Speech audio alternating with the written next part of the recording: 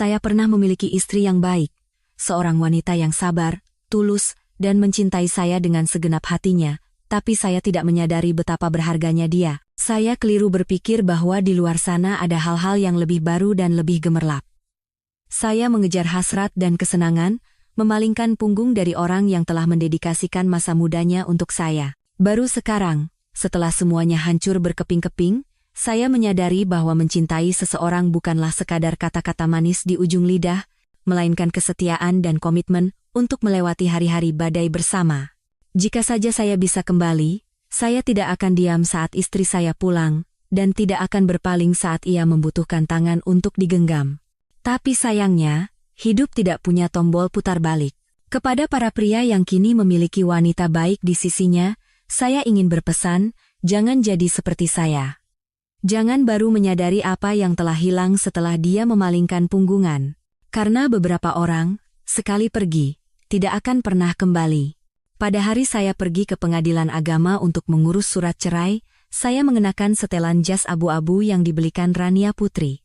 Dia pernah berkata bahwa seorang pria harus membuang semua yang lama saat memulai babak baru dalam hidupnya.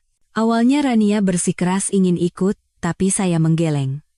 Tidak, kamu di rumah saja. Aku tidak tahu apa yang akan perempuan itu lakukan nanti, dan aku tidak yakin bisa tetap tenang. Perempuan yang saya maksud adalah istri saya. Atau lebih tepatnya, wanita yang dalam beberapa jam lagi akan menjadi mantan istri saya, Dewi Lestari. Rania merajuk seperti anak kecil, menarik ujung kemeja saya. Janji ya? Mulai sekarang, jangan lihat-lihat perempuan itu lagi. Kamu tahu kan aku bisa seram kalau cemburu? Saya tertawa melihat tingkahnya. Ekspresi cemberut Rania justru semakin meyakinkan saya akan satu hal, menceraikan Dewi adalah keputusan yang tepat. Istri saya selalu kaku dan dingin. Bertahun-tahun hidup bersamanya terasa seperti tinggal dengan mesin, bahkan hubungan kami pun terasa hambar. Tapi Rania berbeda. Dia muda, polos, penuh semangat, dan tahu cara merawat serta membuat saya senang. Sudah janji, kan? Begitu urusannya selesai, aku langsung pulang ke kamu. Saya meninggalkan rumah dengan perasaan lega, seolah akan melepaskan beban yang sangat berat. Pengadilan Agama Jakarta Selatan, berjarak sekitar 20 menit berkendara dari rumah. Saya tiba lebih awal, tapi Dewi sudah ada di sana. Dia berdiri di bawah pohon angsana dekat gerbang utama, memegang surat panggilan sidang di tangannya, dari jauh pun saya bisa langsung mengenalinya. Posturnya masih sama kurusnya, kemeja putih dimasukkan rapi ke dalam celana bahan, dan rambutnya diikat sanggul dengan rapi. Sepatu hak hitamnya tampak usang, tapi bersih. Pandangan saya melewatinya tanpa perasaan apapun, mungkin karena sudah lama sekali saya tidak merasakan debaran apapun untuknya. Aku sudah mendaftarkan berkasnya, tinggal menunggu giliran kita. Suaranya pelan tapi tegas. Saya mengangguk dan menerima surat panggilan darinya. Udara tidak dingin, tapi tangan saya gemetar. Hati saya campur aduk antara antisipasi dan kegembiraan. Kami duduk berdampingan di ruang tunggu tanpa mengucapkan sepatah kata pun, masing-masing tenggelam dalam pikiran. Pengeras suara memanggil nama kami. Saat kami masuk ke ruang mediasi, hakim mediator membolak-balik berkas dan mengajukan beberapa pertanyaan formal. Cerai atas kesepakatan bersama, benar? Tidak ada sengketa mengenai pembagian harta Gonogini? Kami mengangguk. Tidak ada yang keberatan, tidak ada yang mencoba menahan. Semuanya berjalan cepat seperti prosedur administrasi yang kering. Saya menandatangani surat putusan tanpa ragu. Namun, saat meletakkan pena, entah kenapa jantung saya terasa mencelos. Saat mengangkat kepala, saya melihat dia juga baru saja selesai menandatangani. Saat keluar dari ruang mediasi dan tiba di tangga, saya berkata tanpa berpikir, tolong bereskan barang-barangmu secepatnya, jangan sampai bertemu Rania. Dewi berhenti dan menatap saya, baik, dan untuk kedepannya, jangan hubungi aku lagi. Dia berbalik dan menuruni anak tangga satu persatu, seolah tak akan pernah menoleh lagi. Tubuh mungilnya menghilang di koridor pengadilan. Langkahnya hening tapi mantap. Tanpa sepatah kata pun, tanpa menyebut kapan akan mengambil barang-barangnya, Dewi pergi begitu saja. Saya memesan taksi online dan pulang. Mobil saya serahkan padanya, sementara apartemen atas nama saya. Orang-orang yang tahu masalah pembagian harta kami mengatakan saya sangat diuntungkan. Selama beberapa tahun pernikahan, rumah dan tanah tetap menjadi milik saya, dan sebagian besar tabungan juga atas nama saya. Tapi saya tidak berpikir begitu. Pada hari kami membahas perceraian, saya berkata terus terang, kalau ada yang kamu butuhkan, katakan saja, selama aku mampu, aku akan berikan semampuku. Namun, dia hanya menatap saya sekali, lalu mengambil pena dan menandatangani tanpa ragu, tanpa perhitungan, tanpa penyesalan. Setelah menandatangani, dia bangkit dan mengajak saya segera mengurus prosesnya. Mumpung ada waktu, lebih baik diselesaikan secepatnya, katanya. Saya tertegun. Sebenarnya tanggal sidang ini sudah saya atur diam-diam, saya tidak menyangka semuanya akan berjalan selancar ini. Saat membuka pintu dan masuk ke apartemen, ruangan yang familiar ini terasa sangat dingin. Angin sejuk masuk dari jendela membuat tubuh saya menggigil. Mungkin dia lupa menutup jendela saat pergi. Tanaman lidah mertua di dekat jendela tampak layu, daunnya terkulai. Sama menyedihkannya dengan udara di dalam rumah. Saya berkeliling apartemen. Barang-barang masih di tempatnya, tidak ada yang hilang secara mencolok, tapi anehnya terasa kosong. Saya masuk ke ruang kerja. Brankas masih di sana. Koleksi-koleksi kecil yang saya kumpulkan tertidur pulas di dalamnya. Beberapa kalung emas yang pernah saya hadiahkan untuk Dewi saat pernikahan juga tak tersentuh. Hanya rak buku yang terlihat sedikit berbeda. Buku-buku hukum yang sering dibaca Dewi sudah tidak ada. Saya mengambil sebuah kotak kardus dari bawah meja dan dengan hati-hati memasukkan buku-buku favoritnya. Kitab undang-undang hukum perdata, pidana, beberapa buku psikologi, semuanya saya susun rapi di dalam kotak, kemudian saya pergi ke kamar tidur. Pintu lemari terbuka. Sepertinya hanya sedikit pakaian yang ia bawa. Pakaian yang tersisa saya lipat dan masukkan ke dalam kotak kardus yang lebih besar.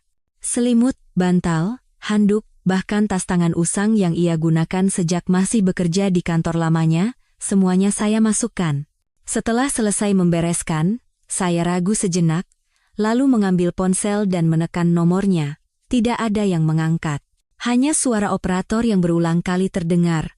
Nomor yang Anda tuju sedang tidak dapat menerima panggilan. Saya mendecakkan lidah.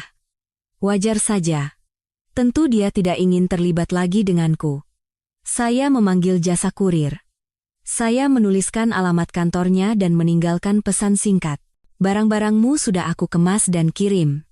Hati-hati saat menerimanya. Baik-baik ya. Setelah mengirim pesan, saya duduk di tengah ruang tamu. Dalam keheningan, saya merasa ada sesuatu yang berakhir, ringan namun terasa berat. Minggu pagi, saya bersama Rania mengunjungi sebuah showroom mobil di Pondok Indah untuk test drive. Cuaca Jakarta sangat panas, dan jalanan dipenuhi orang dan kendaraan. Rania mengenakan topi lebar, dan begitu masuk ke lobi, dia langsung mengernyitkan dahi sambil mengeluh kepanasan. Kami sedang melihat model SUV terbaru. Saat saya duduk di kursi pengemudi, mengatur spion, dan memeriksa interiornya, sebuah panggilan masuk dari nomor tak dikenal. Ternyata pengemudi kurir, dengan Bapak Bima Aditya? Saya mau mengantar barang ke alamat kantor Ibu Dewi Lestari, tapi di sini penerima menolak barangnya. Mau bagaimana ya Pak? Saya kembalikan saja. Suara pengemudi itu terdengar sedikit ragu dan canggung. Sebelum saya sempat menjawab, Rania yang di sebelah saya merebut telepon dan berkata ketus, dia kan bilang tidak mau terima. Buang saja, Pak, harusnya kan dia yang datang ambil sendiri, ini sudah baik sekali kita kirimkan. Saya mengernyitkan dahi. Rania tampak kesal. Tak ingin memperburuk suasana, saya mengangguk dan bergumam, oh baik. Nanti saya hubungi lagi ya Pak. Terima kasih. Setelah menutup telepon, saya menatap Rania. Dia melipat tangan di dada dan berkata ketus, sudah, lupakan saja, Mas. Kalau diulur-ulur cuma bikin capek. Sekarang kan waktunya untuk kita berdua. Saya tidak berkata apa-apa dan setuju untuk menambahkan beberapa opsi pada mobil demi menenangkannya. Layar tengah yang besar, sistem audio surround, karpet lantai premium, semuanya disesuaikan dengan selera Rania. Rania suka mobil, begitu juga saya. Dia berteriak kegirangan, "Mas, nanti kalau mobilnya sudah datang, kita langsung ke Bali ya. Aku sudah cari resort yang bagus banget di sana. Kita liburan beberapa hari untuk merayakan awal yang baru." Saya tersenyum dan mengangguk. Mobil ini adalah model yang sudah lama saya incar. SUV sport yang tangguh, dengan roda besar dan bodi tinggi, sangat cocok untuk perjalanan jauh. Dulu, saat saya mengutarakan niat untuk ganti mobil, Dewi mengerutkan kening dan berkata, "SUV itu boros bensin, badannya besar, tidak praktis untuk dipakai di kota. Kalau memang mau ganti, mobil listrik lebih efisien." Dia selalu seperti itu. Selalu menghitung untung rugi, mengutamakan stabilitas dan kepraktisan, tidak pernah bertindak berdasarkan emosi. Tapi, Rania berbeda. Dia hidup dengan penuh gairah, dan apa yang dia inginkan harus segera terwujud. Malam itu, setelah pulang dan selesai mandi, saya melihat Rania duduk di sofa. Layar laptopnya menampilkan rute perjalanan dari Jakarta, ke Bali, Yogyakarta, hingga Puncak. Melihat saya, Rania menutup laptopnya dan tersenyum. "Sayang." Saya berhenti di tempat. Selama ini, Rania tidak pernah memanggil saya sayang. Bahkan di saat paling intim sekalipun, dia menghindari panggilan itu. Dia selalu berkata, "Nanti kalau Mas sudah benar-benar selesai dengan mantan istri, baru aku akan akui Mas sebagai priaku." Tapi hari ini, satu kata yang keluar begitu saja itu membuat hati saya bergetar aneh. Akhir pekan ini, orang tuaku mengajak Mas makan malam bersama. Bisa? Saya memeluknya. Jantung saya berdebar kencang seperti saat pertama kali pacaran. Mungkin pilihan hidup saya untuk bersama Rania tidak salah. Dia tahu apa yang saya butuhkan dan inginkan. Jika dia meminta saya memetik bintang di langit, saya pasti akan mencari cara untuk melakukannya. Saya pertama kali bertemu Rania saat camping di Puncak di akhir pekan. Waktu itu teman-teman saya memaksa saya dan Dewi untuk ikut sebagai penyegaran. Rencananya kami akan menyewa mobil bersama, membeli makanan, mendirikan tenda, menyalakan api unggun, dan memanggang daging. Seperti biasa, Dewi menghela napas dan menggelengkan kepala. Aku harus menyelesaikan berkas. Minggu depan ada sidang penting, jadi aku tidak bisa pergi. Untungnya, meskipun tidak ikut, dia tidak mengomel atau melarang. Jadi saya bisa pergi dengan tenang, dan berkat itu, saya bertemu Rania. Seorang gadis yang ceria dan energik seperti matahari awal musim panas. Dia mengikat rambutnya tinggi-tinggi, mengenakan jeans dan kaos bergaris. Selalu tertawa dan berlarian ke sana kemari. Sejak pandangan pertama, saya tertarik padanya. Senyum Rania menampakkan lesung pipi yang dalam, dan matanya melengkung seperti bulan sabit. Kemanapun dia pergi, seolah-olah membawa kehidupan. Dia bisa jadi hujan di tengah kemarau, atau mungkin cinta sejati.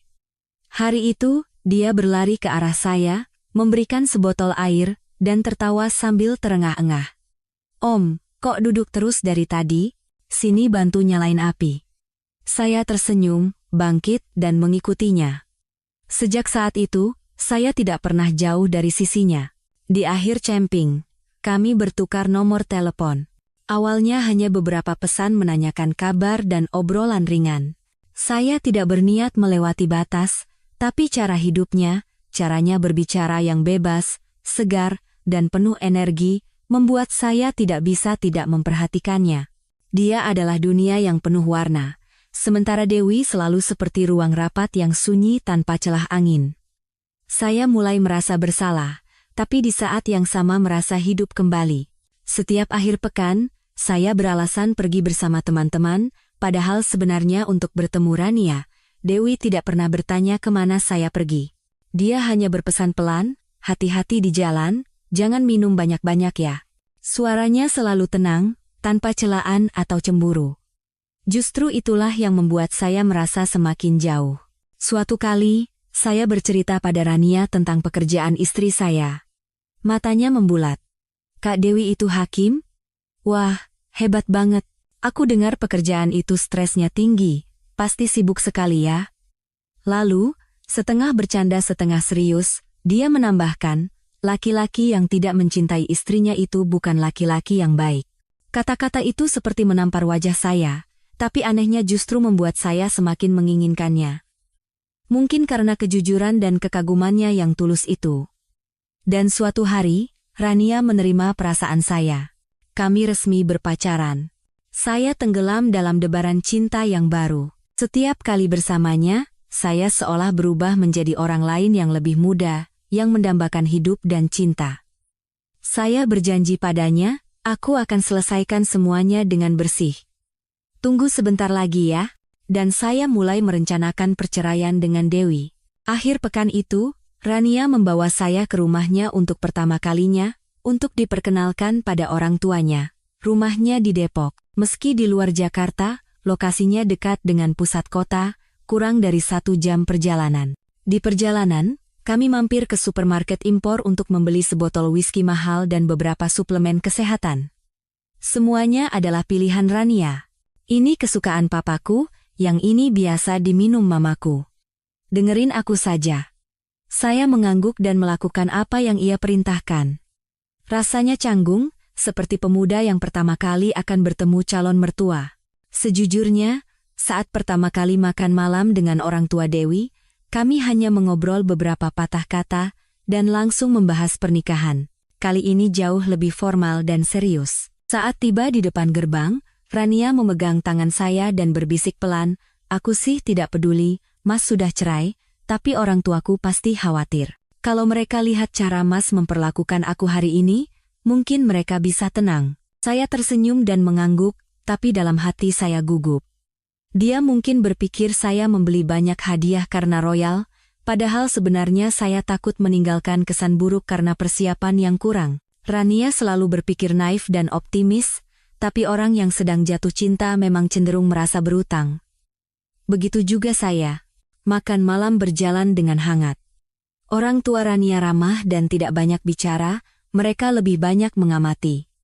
Setelah makan, ibunya memanggil saya secara terpisah dan bertanya banyak hal dengan detail.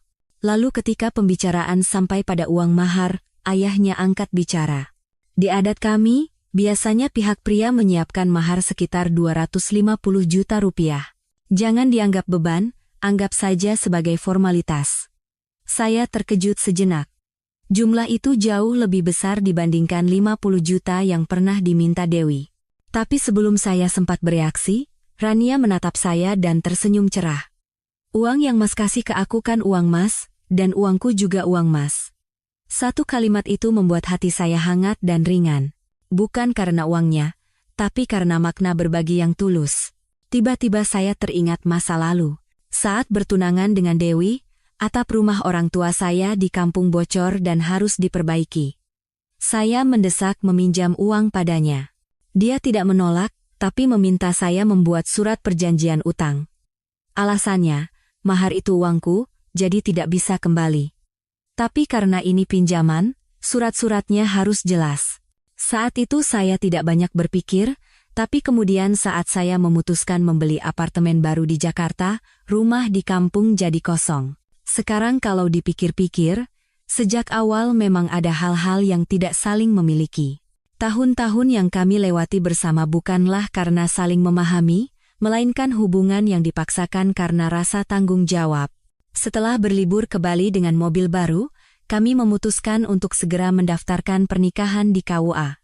Tanpa resepsi mewah, gaun pengantin, atau panggung, hanya kami berdua dan selembar buku nikah. Cara yang sederhana dan cepat, sangat sesuai dengan gaya Rania yang menikah saat berlibur. Namun, setibanya di Jakarta, kami tetap mengadakan pesta kecil di sebuah restoran, mengundang teman-teman dekat. Suasananya hangat, dan gelas anggur terus terisi. Hari itu saya minum cukup banyak. Wajah saya memerah, kepala pusing, tapi hati saya bahagia. Akhirnya aku menikah dengan wanita yang benar-benar kucintai. Hari-hari hambar bersama Dewi telah berakhir. Mulai sekarang, aku akan memulai babak baru yang jujur pada perasaanku. Setiap pagi saat membuka mata, melihat sinar matahari menembus celah gorden dan Rania yang menggeliat di sampingku, aku merasa seperti terlahir kembali. Setelah pesta pernikahan, kami mengambil cuti beberapa hari lagi. Di apartemen lantai 18 kami berpelukan sepanjang hari, menyalakan AC, menonton film, makan camilan, tak ingin terpisah sedetik pun. Rania sangat manis dan juga jahil. Dia melingkarkan tangannya di pinggangku, menyandarkan kepalanya di bahuku, dan terkikik. Sayang, rasanya aku bisa mati karena terlalu cinta sama Mas. Aku memeluknya lebih erat. Jantungku berdebar kencang serasa mau meledak. Rania memiliki sesuatu yang membuat pria tak bisa menolaknya. Saat dia merajuk minta dibelikan hadiah, saya selalu mengabulkannya. Lemari pakaiannya penuh dengan tas tangan desainer, sepatu hak tinggi, dan gaun.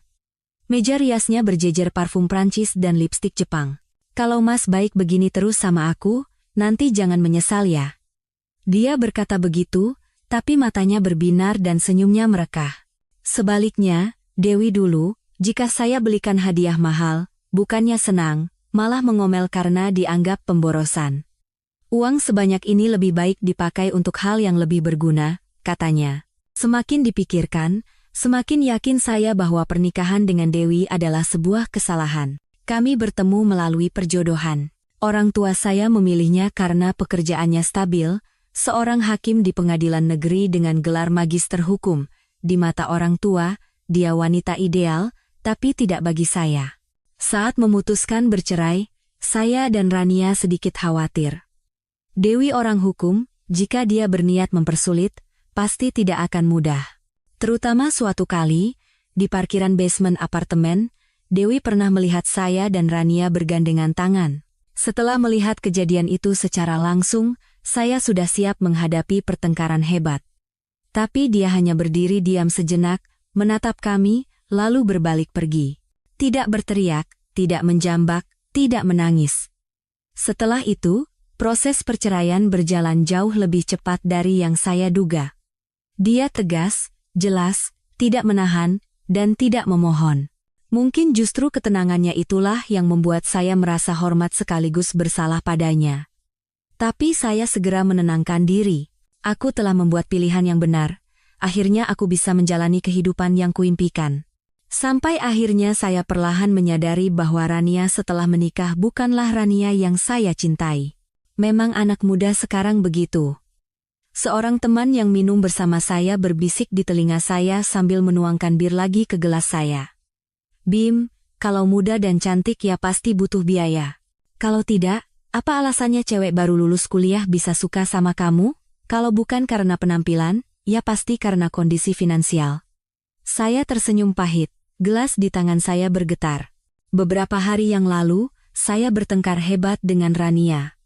Sejak pacaran, kami belum pernah bertengkar sehebat itu. Bukan saling maki atau teriak, tapi suasana berat yang berlangsung berhari-hari membuat saya sangat tidak nyaman. Aku tahu.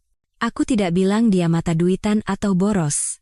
Saya menghela napas dan menggelengkan kepala. Hari itu, saat membuka laporan tagihan kartu kredit, saya kehilangan akal melihat deretan angka yang panjang dan marah besar. Bukannya saya tidak tahu selera Rania. Sejak awal saya tahu dia suka barang-barang mahal seperti produk desainer, pakaian, tas, dan kosmetik. Dia punya selera, pandai berpakaian dan berdandan. Tapi saya tidak menyangka dalam sebulan pernikahan dia bisa membeli 3 tas edisi terbatas. Beberapa bahkan belum dibuka dari kantong debunya. Ruang ganti, rak sepatu, meja rias, tidak ada satupun celah di rumah. Rasanya kalau pintunya dibuka, semua akan tumpah. Teman saya menyilangkan kaki, bersandar di kursi, dan menenggak birnya. Tapi dulu, Mbak Dewi kan tidak butuh apa-apa, kamu yang paksa membelikannya. Sekarang istri barumu minta dibelikan, kamu malah keberatan. Mendengar panggilan Mbak Dewi, saya terdiam sejenak. Sudah lama tidak ada yang memanggil Dewi seperti itu. Saya teringat saat-saat membelikan hadiah untuk Dewi. Saat saya memberinya tas kulit dari Italia, dia langsung melipatnya kembali setelah membukanya dan berkata, "Kenapa beli yang seperti ini? Kan sudah kubilang, model begini tidak cocok untuk kerja. Kembalikan saja." Lain waktu, saya membelikannya jam tangan, dia menggeleng. Uangnya simpan saja untuk mengajak orang tua liburan. Dan memang, beberapa kali liburan itu semua diatur oleh Dewi, mulai dari tiket pesawat hingga akomodasi. Saat itu saya tidak peduli dari mana uangnya berasal, tapi kalau diingat-ingat, hampir semuanya keluar dari rekening gajinya. Saya duduk terdiam. Beberapa saat kemudian, teman saya bertanya pelan, "Masih ingat Mbak Dewi?" Saya tidak menjawab, hanya mengangkat gelas dan menenggaknya sekaligus. Pertanyaan itu terasa seperti tusukan jarum, tapi sejujurnya saya juga tidak tahu isi hati saya. Saya hanya tahu ada kehampaan aneh di dalam hati. Rasanya seperti ada seseorang yang diam-diam berkorban untuk saya, tapi saya tidak menyadarinya, dan baru sadar setelah semuanya hilang. Saat sedang duduk di sebuah warung tenda di Blok M bersama beberapa teman dekat, telepon saya berdering. "Rania." Saya menatap layar dan ragu. Acara minum hampir selesai, meja penuh dengan botol bir kosong. Teman-teman saya duduk miring sambil mengoceh tidak jelas. Panggilan pertama saya biarkan. Yang kedua juga saya abaikan. Baru pada panggilan ketiga, saya menghela napas dan menekan tombol jawab. "Sayang," suaranya terdengar lemah. "Listrik di rumah mati." "Gelap banget, aku takut." Terdengar suara isak tangis dan ingus dari seberang. Jantung saya mencelos. Perasaan tidak nyaman yang tersisa di hati saya seketika hilang. Saya langsung berdiri, buru-buru mengambil dompet dan membayar. Teman saya tersenyum menyeringai. "Lihat kan, pertengkaran suami istri itu biasa. Mana ada pasangan yang tidak begitu?" Saya ikut tersenyum tapi tidak berkata apa-apa, langsung memesan taksi dan pulang. Seperti yang dikatakannya, apartemen gelap gulita, hanya ada cahaya redup dari dapur. Begitu membuka pintu, Rania berlari dan memeluk saya erat. Dia hanya mengenakan gaun tidur sutra tipis, dengan aroma parfum yang lembut, matanya merah karena menangis, dan kedua tangannya masih gemetar memegangi saya. Saya memeluknya. Perasaan iba memenuhi dada saya. Sambil membawanya masuk, saya sengaja mencoba tidak melihat sepatu-sepatu hak tinggi yang berserakan di depan pintu. Tadi sore aku belanja sama teman-teman, terus mereka pamer tentang pacar mereka. Dengar cerita mereka, aku jadi sedih. Aku tahu aku boros, tapi aku sudah telepon penjualnya dan tanya apa bisa dikembalikan. "Sayang, jangan marah lagi ya sama aku." Dia membenamkan wajahnya di dada saya, suaranya serak. Saya tidak tahu harus berkata apa, hati saya luluh. Bukankah aku bekerja mencari uang bukan hanya untuk melihat saldo di rekening? Jika aku tidak bisa membuat wanita yang kucintai bahagia dan memberikan apa yang ia inginkan, untuk apa aku mencari uang? Melihat air mata di pipinya, saya merasa seperti orang jahat. Rania berbeda dengan Dewi. Dia tahu cara membuat saya ingin mencintai dan melindunginya. Terkadang dia seperti anak kecil, tapi justru itu yang membuat saya merasa seperti pria sejati. Saya menunduk dan berbisik, "Ini salahku. Aku yang salah, sayang." Dia tersenyum. Matanya berbinar, dan dia memeluk saya dengan lengannya. Malam itu, kami tidak terpisahkan, dari pintu depan, ruang tamu, kamar tidur, hingga kamar mandi. Setiap sudut apartemen kecil itu seolah dipenuhi aroma baru. Rumah yang sama, tapi setelah pemiliknya berganti, segalanya terasa lebih hidup. Bahkan pertengkaran pun menjadi pemicu untuk momen yang lebih manis. Tapi saya tidak menyangka orang tua saya akan datang ke rumah. Sejak bercerai dengan Dewi, saya tidak memberitahu orang tua saya, termasuk soal pernikahan saya dengan Rania. Saya berencana membawa Rania untuk bertemu mereka jika waktunya tepat. Rania tahu saya ragu, tapi tidak mendesak. Namun, orang tuanya sudah bertanya lebih dari 3 kali, kapan pertemuan keluarga akan diadakan? Setiap kali, Rania membela saya. Dia beralasan saya sibuk kerja, atau orang tua saya sedang dinas luar kota atau tidak sehat. Saya berterima kasih untuk itu, tapi sekaligus merasa terbebani. Saya tahu saya harus segera memberitahu orang tua saya yang sebenarnya. Jadi, ketika menerima telepon singkat dari ayah ada di bawah apartemenmu sekarang, saya benar-benar panik. Saya buru-buru izin pulang lebih awal, naik taksi, dan melesat dari kantor ke apartemen. Begitu keluar dari lift di lantai 18, saya mendengar suara tangisan dari dalam apartemen. "Bapak kenapa begini?" Suara Rania menggema di seluruh koridor. Jantung saya berdebar kencang, saya berlari masuk. Rania terduduk di lantai, gaunnya acak-acakan. Dia menutupi wajahnya dengan tangan sambil menangis terseduh-seduh. Orang tua saya duduk di tengah sofa, wajah mereka kaku seperti batu, dan tatapan mereka penuh amarah. Saya berlari dan membantu Rania berdiri. Begitu saya memapahnya, ayah saya bangkit dan menampar saya. Kepala saya berpaling, dan telinga saya berdengung selama beberapa detik. Ibu saya menghela napas, dan Rania yang ketakutan memeluk saya erat sambil terisak. Saya tahu Rania tidak salah, yang salah adalah saya. Seharusnya saya menghadapinya lebih awal, menceritakan semuanya pada orang tua saya, bahwa pernikahan saya sebelumnya tidak bahagia, dan bahwa saya memilih untuk memulai dari awal. Saya merangkul bahu Rania dan menenangkannya dengan lembut. Sayang, masuk kamar dan istirahat ya. Tidak apa-apa. Dia masih menangis, tapi mengangguk pelan dan masuk ke kamar. Saya bangkit dan menghadapi orang tua saya. Prang! Gelas di atas meja jatuh ke lantai dan pecah berkeping-keping. Ayah menunjuk wajah saya dan berkata dengan penekanan di setiap katanya, "Kamu sadar tidak apa yang kamu lakukan? Punya istri di rumah, malah bawa perempuan murahan ke sini." Saya mengepalkan tangan. Saya mencoba sabar dan menjelaskan. Tapi saat ibu saya menyebut nama Dewi dengan tatapan kasihan, saya meledak. Dewi itu anak yang pendiam, baik, dan terpelajar. Ibu kira kalian hidup baik-baik saja.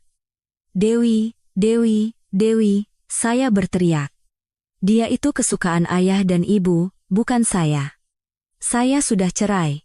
2 bulan lalu saya sudah cerai. Pernikahan saya dengan Rania ini sah dan tidak ada yang salah. Saya tidak bisa lagi menahan diri. Rasa frustrasi karena tertekan dan dipaksa hidup sesuai harapan orang lain akhirnya meledak, saya memalingkan punggung. Pintu kamar sedikit terbuka, dan Rania duduk di tepi tempat tidur. Matanya merah, dia tidak berkata apa-apa, tapi saya tahu dia mendengar semuanya. Dan saya juga tahu, tak peduli seberapa besar badai di luar sana, wanita yang duduk diam di dalam kamar itu adalah orang yang ingin saya genggam tangannya sampai akhir. Dewi mungkin tipe istri idaman menurut standar orang. Dia berprinsip, menyelesaikan segala sesuatu dengan rapi, dan tidak pernah merengek atau marah seperti anak kecil. Sikapnya yang tenang dan matanya yang selalu damai terkadang membuat orang merasa jauh. Malam itu masih teringat jelas. Malam saat dia melihat saya dan Rania berpelukan di parkiran basement. Rania tidak tahu, tapi saya terkejut melihat tatapan Dewi dari kejauhan di antara cahaya remang-remang mobil. Istri manapun pasti akan mengamuk melihat pemandangan seperti itu. Setidaknya bertanya satu kata, tapi tidak. Malam itu saat saya naik ke apartemen, pintunya terbuka dan lampu menyala. Di dapur, makan malam sudah tersaji dan masih hangat. Dewi duduk di sofa, memegang remote, menatap kosong ke layar TV yang menayangkan berita. Sudah pulang? Suaranya tenang seperti biasa. Saya membeku selama beberapa detik, pikiran saya kacau. Saat itu, saya benar-benar ingin bertanya padanya, apa kamu tidak pernah mencintaiku sama sekali? Karena tidak ada wanita yang bisa setenang itu melihat suaminya mesra dengan wanita lain. Tapi saya tidak punya keberanian untuk bertanya. Saya hanya diam-diam mencuci tangan dan duduk di meja makan. Dewi bangkit dan menyajikan nasi serta sup untuk saya, seolah tidak terjadi apa-apa. Saya makan dengan hati yang membara, tapi makanan tidak bisa tertelan. Rania pernah berkata, sepertinya Kak Dewi lihat semuanya tadi. Kalau malam ini Mas tidak bahas soal cerai, kita putus saja. Saya tidak tahan membayangkan kehilangan Rania. Jadi, setelah beberapa suap, saya meletakkan sumpit. Bagaimana kalau kita cerai? Tangan Dewi yang sedang memegang sumpit berhenti sejenak, lalu dia mengangguk. Baiklah. Kalau surat cerainya sudah siap, beritahu aku. Malam ini, kamu tidur di kamar tamu. Dia tidak bertanya mengapa, tidak menyebut siapa wanita lain itu, tidak menanyakan sejak kapan semua ini terjadi. Tidak ada satupun kata celaan. Saat bangkit, dia melirik meja makan yang sudah tersaji, menunjuk lauk yang belum tersentuh, dan berkata pelan, jangan lupa masukkan piring kotor ke mesin cuci piring. Lalu dia masuk ke kamarnya. Saya duduk termangu dengan kepala kosong. Dulu, di awal pernikahan, kami berjanji, kalau kamu yang masak, aku yang cuci piring. Kemudian, Saat saya sibuk dan malas mencuci piring, dia memasang mesin cuci piring agar lebih praktis. Sejak itu, setelah makan, dia akan diam-diam membereskan meja, memasukkan piring ke mesin, lalu masuk ke ruang kerja. Tidak pernah sekalipun mengeluh. Dia seolah tidak tahu cara marah. Mungkin dia sudah terlalu terbiasa menekan perasaan, menanggung semuanya sendirian. Bahkan di saat paling menyakitkan sekalipun, di hadapan masalah perceraian, dia menanganinya dengan sangat tenang. Setelah orang tua saya pergi, barulah saya bisa bernapas lega. Rasanya seperti batu besar yang menekan dada saya telah diangkat. Seluruh tubuh saya lemas, saya bersandar sejenak di dinding koridor sebelum punya kekuatan untuk masuk ke kamar. Saat membuka pintu kamar tidur, Rania meringkuk di sudut tempat tidur. Begitu melihat saya, dia menangis seperti anak yang sudah lama ditinggalkan dan melompat ke pelukan saya. Maaf, gara-gara aku, Mas jadi bertengkar dengan orang tua. Suaranya bergetar, dan dia masih sesenggukan. Saya memeluknya erat, mencubit pipinya yang masih basah karena air mata dengan lembut, dan menenangkannya. Bukan, ini salahku. Aku yang membuatmu sedih. Saya tahu Rapa tidak suka jika dianggap sebagai pengganggu atau orang ketiga dalam rumah tangga orang. Tapi justru sikapnya yang mengalah itu yang membuat saya semakin kasihan padanya. Sore itu, saya membawanya ke sebuah restoran Prancis di pusat Jakarta. Tempat yang pernah ia sebutkan dengan antusias. Aku lihat di TikTok orang-orang check-in di sana, kelihatannya mewah banget, aku mau coba ke sana. Satu kali makan menghabiskan hampir 3 juta rupiah, tapi wajahnya menjadi cerah seperti langit setelah hujan. Matanya berbinar, dan dia menggandeng lengan saya sambil terus mengoceh dari pintu masuk hingga kami duduk. Saya memesan steak, lobster, dan hidangan penutup Eropa. Saya memotong daging untuknya, bahkan memakai sarung tangan untuk mengupas lobster, dan meletakkannya di piringnya. Di tengah makan malam yang menyenangkan, dia tiba-tiba bertanya, "Mas Bima, jujur deh, pernah tidak kupaskan udang untuk wanita lain?" Saya terdiam. Tangan saya yang sedang memegang lobster berhenti di udara. Saya menggeleng. Tidak pernah. Itu jujur. Saya benar-benar belum pernah. Sebelum bertemu Dewi, saya belum pernah pacaran serius. Di masa sekolah, saya hanya berkutat dengan buku, dan setelah lulus, saya hanya fokus pada pekerjaan. Pacaran hanya saya dengar dari cerita orang lain. Hubungan saya dengan Dewi dimulai dengan sangat rasional. Bertemu lewat perjodohan, mengobrol beberapa kali, cocok, lalu pacaran. Saat itu, saya juga mencari tahu apa yang disukai wanita, membaca artikel seperti 10 cara membuat pacar terkesan di internet dan mempelajari beberapa trik, mengupas udang, membungkus kado, menulis surat cinta. Saya mencoba melakukan semua itu untuk Dewi, tapi setiap kali saya mencoba melakukan sesuatu yang istimewa, dia menolak dengan suara tenang. Makan bareng dan nonton film saja sudah cukup. Tidak perlu pamer atau buang-buang uang. Lain waktu, saat saya mencoba mengupaskan udang untuknya, dia hanya tersenyum dan berkata, "Tidak apa-apa. Aku bisa sendiri. Kamu pasti lelah bekerja, istirahat saja." Saat itu, saya pikir Dewi adalah orang yang baik, bijaksana, dan tidak banyak menuntut. Tapi sekarang, di hadapan mata Rania yang berbinar dan senyum tulusnya yang tidak bisa menyembunyikan kebahagiaan saat diperhatikan, tiba-tiba salah satu sudut hati saya terasa perih.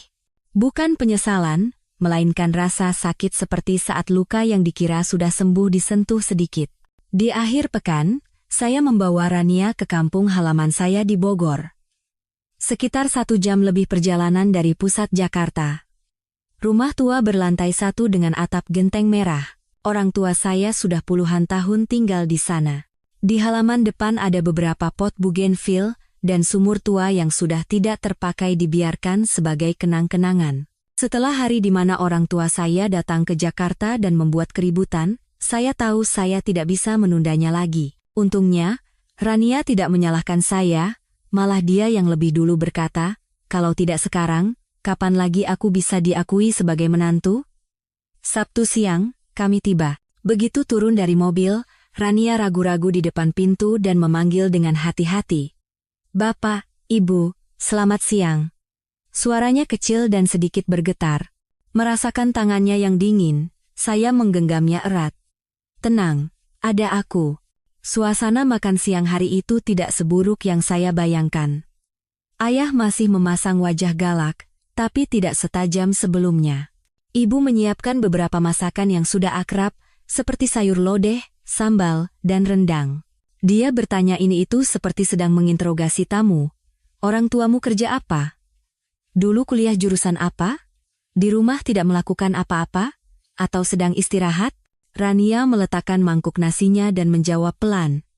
Iya, Bu, sekarang sedang istirahat. Dulu saya kerja sebagai desainer kreatif di agensi iklan, tapi pekerjaannya terlalu berat sampai saya sempat insomnia. Jadi saya istirahat sejenak untuk memulihkan kesehatan. Ayah mengerutkan kening. Kalau tidak kerja, bagaimana mau makan? Lulus kuliah baik-baik kok tidak dapat pekerjaan? Dia tampak bingung, dan melihat wajah Rania memerah, saya memotong pembicaraan. Ayah, Ibu, istirahat sebentar kan tidak apa-apa.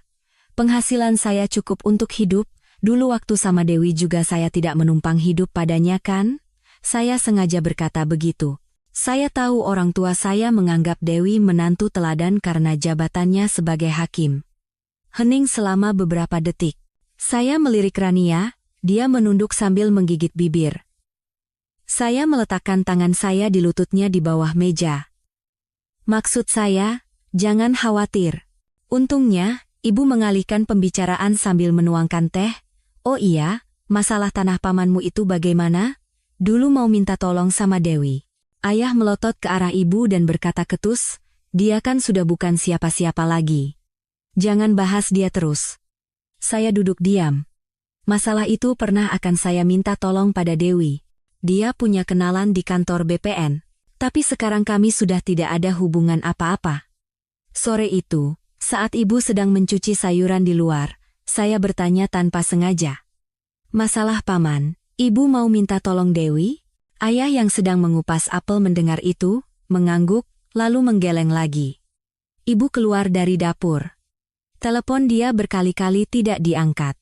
Ayahmu dan pamanmu sudah ke pengadilan, katanya dia sedang cuti. Saya mengerutkan kening. Dewi cuti? Dia orang yang gila kerja. Bekerja 7 hari seminggu pun dia tidak masalah. Dulu waktu saya sakit dan diinfus, dia membawa berkas ke rumah sakit dan memeriksa putusan di samping saya. Dia mengambil cuti, mungkin karena orang tua saya mengira dia masih tinggal di apartemen lama dan malah bertemu dengan Rania. Saya tidak bertanya lebih lanjut.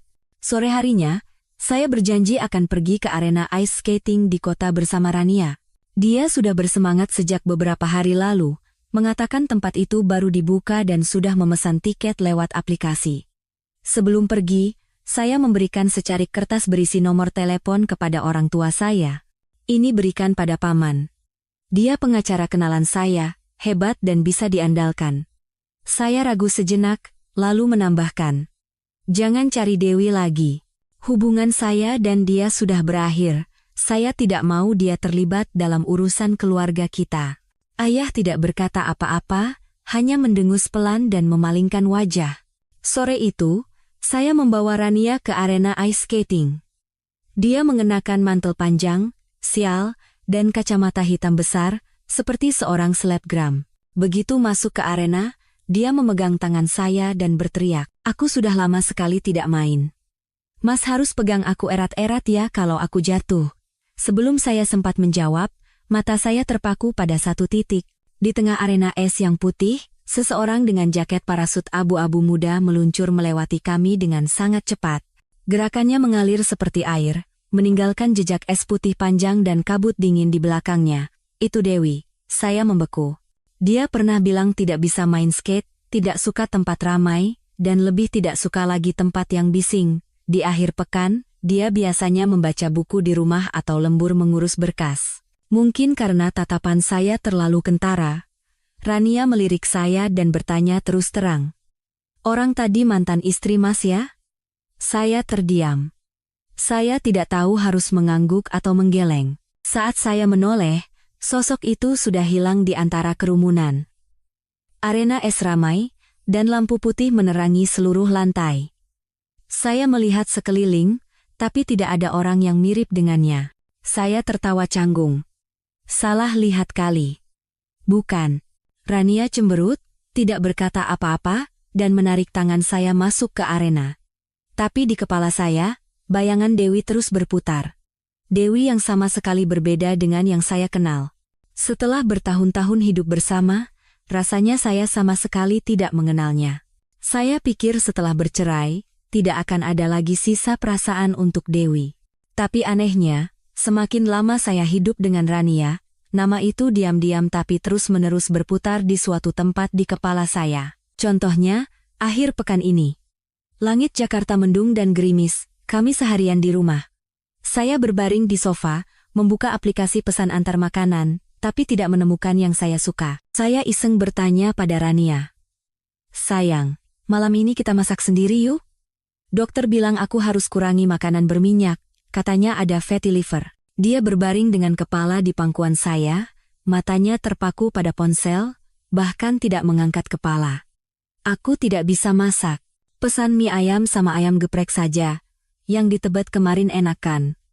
Saya menghela napas dan tidak menjawab. Sejak menikah, kulkas di rumah kami hampir kosong, kecuali beberapa botol soda dan es krim. Dapur berkilau karena tidak pernah dipakai. Sudah 3 atau 4 bulan berlalu. Saya bangkit dan masuk ke ruang kerja. Bukan karena marah, tapi hanya lelah. Tiba-tiba saya teringat Dewi. Dia sangat berprinsip dalam hal makanan. 3 kali sehari dia memasak sendiri, dan sesibuk apapun, dia pasti mampir ke pasar untuk menyiapkan setidaknya 1 sup hangat. Jika ada waktu, dia ikut kelas nutrisi di sebuah lembaga kesehatan dan bahkan mendapatkan sertifikat. Setiap kali saya mengeluh perut buncit, dia akan menyingkirkan semua makanan gorengan dari dapur dan selama seminggu penuh membuat saya makan sayuran rebus dan minum air lemon tanpa gula. Rania berbeda. Dia suka makanan pedas. Nasi goreng, seblak, ayam geprek, hampir semua makanan harus ada sambalnya. Hari ini juga begitu. Saya mencoba menahan diri demi menyenangkannya, tapi pada suapan ketiga, rasa pedas yang menusuk lidah membuat saya batuk. Saya menutup mulut dengan tangan, wajah memerah, dan mata berair karena cabai. Rania mengerutkan kening dan menepis tangan saya. Ih, apaan sih? Jangan batuk di depan makanan. Saya membeku di tempat. Tubuh saya kaku selama beberapa detik. Setelah mengatakan itu, dia kembali minum bubble tea dengan santai sambil menggoyangkan kaki. Dia tidak peduli pada saya yang batuk dengan wajah memerah, bahkan tidak terpikir untuk mengambilkan segelas air. Saya tidak berkata apa-apa, tapi merasakan kekosongan yang sangat aneh di dalam hati. Teman saya selalu berkata, ada yang didapat, ada yang hilang. Tidak ada manusia yang sempurna di dunia. Jika memilih kesenangan dan masa muda, jangan harapkan prinsip dan disiplin. Ya, saya tahu itu. Tapi kenapa hati saya sesakit ini? Hanya karena semangkuk nasi pedas dan tatapan kesal. Saya mulai enggan pulang ke rumah. Rasanya sama seperti saat tinggal dengan Dewi dulu. Perasaan tidak nyaman yang sulit diungkapkan dengan kata-kata. Rumah seharusnya menjadi tempat untuk kembali, tapi menjadi tempat yang tidak ingin saya masuki. Untungnya, belakangan ini perusahaan sedang mengerjakan proyek besar dan saya yang bertanggung jawab, jadi lembur menjadi hal yang wajar. Ada alasan untuk tinggal di kantor sampai larut malam, dan itu membuat saya lega. Awalnya, Rania sering menelepon, "Mas pulang jam berapa? Aku tungguin makan malam ya, nanti beliin bubble tea ya." Kata-kata yang akrab dan ramah, tapi tidak lagi membuat saya berdebar seperti dulu. Setiap kali pulang larut, saya berharap dia akan membuka pintu dan berlari memeluk saya seperti anak kecil yang menunggu ayahnya pulang dinas, atau setidaknya menghibur saya dengan semangkuk bubur hangat, segelas air putih, atau sekadar genggaman tangan.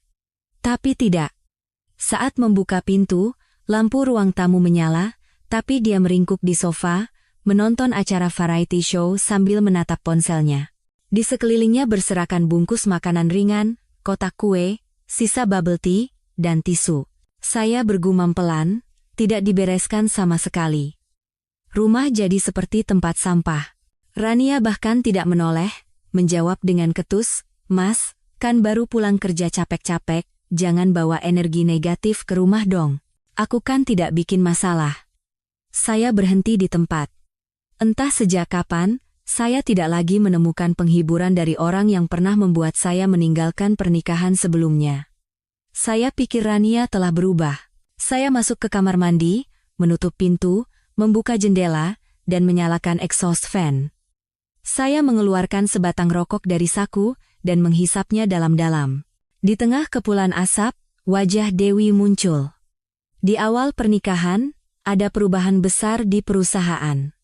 Manajemen berganti, kebijakan diperketat, dan banyak rekan kerja di PHK. Semua orang cemas, dan saya juga tidak bisa tidur. Malam itu, saya memarkir mobil di bawah apartemen dan mencoba menenangkan diri selama 1 jam di dalam mobil. Entah bagaimana, Dewi mengetuk jendela mobil dengan pelan. Masih dengan mosemnya yang khas, tenang. Naik yuk. Aku sudah siapkan makan, kita makan sambil ngobrol. Dia tidak bertanya apa yang terjadi, tidak memaksa saya untuk bercerita. Tapi selama makan, dia mendengarkan tanpa memotong, tanpa mencela. Meskipun tidak terlalu paham bidang saya, dia mencoba menganalisis satu persatu dan memberikan saran yang sederhana dan rasional. Saya bertanya, kenapa kamu tidak pernah cerita tentang pekerjaanmu? Dia hanya tersenyum dan berkata, menurutku, rumah adalah tempat untuk mencari keseimbangan, bukan untuk saling menambah stres. Kata-kata itu masih membekas di hati saya sampai sekarang. Sekarang kalau dipikir-pikir, saya tidak pernah mendengar Dewi mengeluh.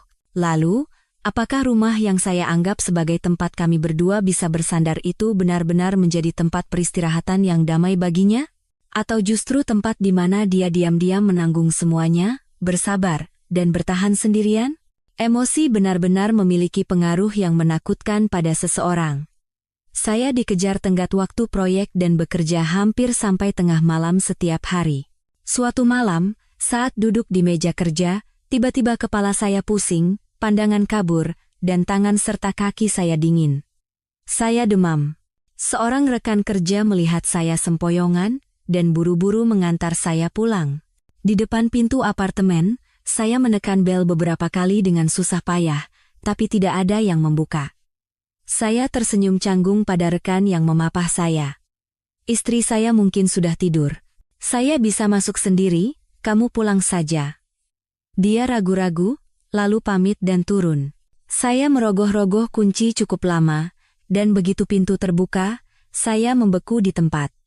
Rumah seperti baru saja diterjang badai. Sepatu hak tinggi berserakan di depan pintu, beberapa tercampur dengan tumpukan kantong plastik. Di meja makan, wadah makanan pesan antar menumpuk, dan di lantai, sampah kertas berserakan. Di sofa, ada tumpukan pakaian, bahkan pakaian dalam. Di lantai, remah-remah keripik, bungkus permen, potongan makanan ringan, semuanya berantakan. Saya berdiri sejenak. Saya tidak mengerti bagaimana hidup saya bisa kembali ke masa-masa kamar kos yang berantakan dan tidak ada yang membersihkan. Saya mengeluarkan ponsel dan menelepon Rania. Sekali tidak diangkat, 2 kali juga tidak. Pada panggilan ketiga, akhirnya diangkat, dan suara bising klub malam, campuran musik keras dan tawa orang-orang, menghantam telinga saya. Suara Rania terdengar tinggi seperti berteriak. Aku lagi di luar nih, kalau ada apa-apa, nanti saja ya. Sebelum saya sempat berkata apa-apa, dia sudah menutup telepon. Saya menatap layar ponsel yang gelap, menghela napas pelan, dan tersenyum kecut. Tiba-tiba saya teringat kata-kata ayah saya saat pertama kali bertemu Rania di kampung halaman. Lihat rumahmu sekarang. Itu bukan rumah namanya. Waktu itu saya sangat marah dan langsung membantah. Rumah adalah tempat di mana ada orang yang kita cintai. Saya cinta Rania, dan di mana dia berada, disitulah rumah saya. Kandang pun tidak masalah. Tapi sekarang bagaimana? Saya menendang kantong sampah yang menghalangi pintu dapur dan terduduk lemas di lantai. Saat membuka laci di bawah rak TV, yang saya lihat adalah kotak-kotak obat. Obat liver, obat maag, obat demam, obat flu, semuanya diberi label dengan rapi. Bukan milik Rania. Itu sisa-sisa peninggalan Dewi. Dia pernah berkata, ruang tamu itu area umum. Jadi obat juga harus diletakkan di tempat yang mudah ditemukan. Kalau kamu sakit kepala atau pusing saat aku tidak ada, kamu bisa ambil sendiri. Sebenarnya, Dewi hanya tidak bisa dihubungi saat sedang sidang. Setelah sidang selesai, dia akan langsung menelepon balik, dan setelah pulang kerja, dia akan langsung pulang. Tidak pernah pergi ke kafe, ikut acara makan-makan kantor, atau meninggalkan saya sendirian di malam hari saat saya demam tinggi. Dia bukan orang yang banyak bicara, tapi setiap kali saya sakit, dia akan membuatkan bubur, meletakkan handuk basah di dahi saya, dan di samping saya mengingatkan waktu minum obat. Tidak banyak bicara, tapi semuanya dilakukan dengan benar. Saya memejamkan mata. Kepala saya berdenyut, entah karena demam, kelelahan, atau kehampaan. Dengan tangan gemetar, saya membuka kontak dan mencari nama yang akrab, Dewi Lestari. Saya menekan tombol panggil. Nomor yang Anda tuju sedang tidak dapat menerima panggilan. Suara dingin operator membuat saya tersadar. Dengan jari gemetar, saya buru-buru menekan tombol putus. Jantung saya berdebar kencang seperti orang yang berbuat dosa. Untungnya Dewi tidak mengangkat. Jika dia mengangkat, apa yang akan saya katakan? Tengah malam, demam tinggi, menelepon mantan istri yang telah saya tinggalkan tanpa penyesalan. Saya duduk diam di tepi tempat tidur, menelan obat penurun demam, dan ambruk. Saya memejamkan mata, tapi kepala saya terus berdenyut. Entah berapa lama saya tidur. Saya terkejut bangun oleh dering telepon di tengah malam. Rania. Saat menjawab telepon, mulut saya kering dan pahit. Dengan susah payah saya berkata, "Halo," dan dari seberang terdengar suara seorang pria, "Apakah Anda wali dari Ibu Rania Putri?" Beliau mencoba mengemudi dalam keadaan mabuk dan kami amankan dalam razia. "Bisa Anda datang menjemputnya?" Saya bangkit. Kepala saya pusing, dan butuh beberapa detik untuk memahami situasinya. Sepertinya Rania keluar dari klub dan tidak memesan taksi. Saya buru-buru mengenakan mantel, memakai sandal, dan mencari taksi di tengah malam. Sesampainya di lokasi, di sebuah jalan dekat pusat kota, lampu rotator mobil polisi berkedip-kedip. Di tengah keramaian orang dan mobil, Rania berdiri bersandar di mobilnya. Di tangannya ada sebatang rokok wanita. Filternya berwarna merah muda pucat. Dengan gaun pendek, sepatu hak tinggi runcing, dan rambut panjang tergerai, sekilas dia tampak seperti wanita penghibur. Saya menahan amarah yang memuncak, mendekat, dan menunduk pada polisi lalu lintas. "Maaf Pak, silakan diproses sesuai aturan. Ini kesalahan kami." Polisi itu tegas. SIM ditahan selama 6 bulan, denda 2 juta rupiah. Setelah urusan selesai, saya menoleh ke Rania. Dia duduk di dalam mobil, cemberut, tanpa sedikit pun raut penyesalan. "Aku kan cuma minum sedikit, Mas. Kenapa sih serius banget? Siapa juga yang tahu bakal ada razia di situ?" Saya tidak menjawab. Seluruh tubuh saya panas karena demam, kepala saya sakit seperti mau pecah, dan pakaian dalam saya basah karena keringat.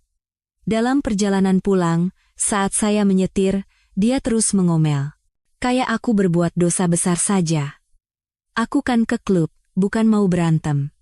"Kenapa mukanya ditekuk begitu?" Saya menoleh padanya.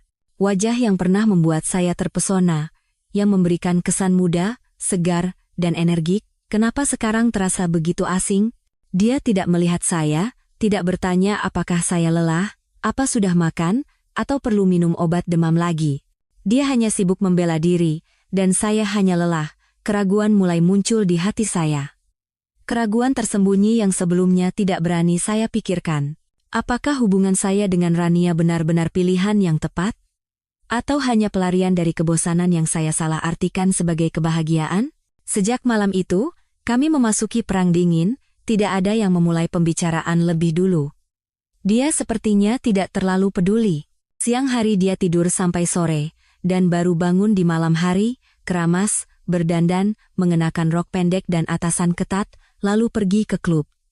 Saya pulang larut. Saat membuka pintu dan masuk ke rumah, yang menyambut saya adalah kamar kosong dan bau parfum wanita yang menyengat, bercampur dengan bau makanan basi, bungkus makanan ringan, dan sisa bubble tea. Setiap kali, rasanya sesak napas. Suasana hati yang buruk berdampak pada efisiensi kerja. Saya sering lupa pekerjaan atau salah angka di laporan, dan dalam seminggu, saya 2 kali dipanggil dan ditegur oleh manajer. Hari itu, untuk menyegarkan pikiran, saya memutuskan untuk minum bir di pinggir jalan dengan seorang teman dekat. Warung tenda langganan di Blok M, meja dan kursi plastik rendah. Angin awal musim dingin membuat wajah memerah. Saya minum 2 gelas bir dan mulai mengeluh. Menurutmu, keputusanku cerai sama Dewi dulu itu benar atau salah? Teman saya mengangkat tusuk sate ayam dan menaikkan alisnya. Kan kamu yang putuskan waktu itu. Aku bisa apa? Aku kira kamu sudah pikir matang-matang. Sekarang menyesal buat apa? Saya menatap gelas bir dan membentak. Tapi kenapa waktu itu kamu tidak melarangku?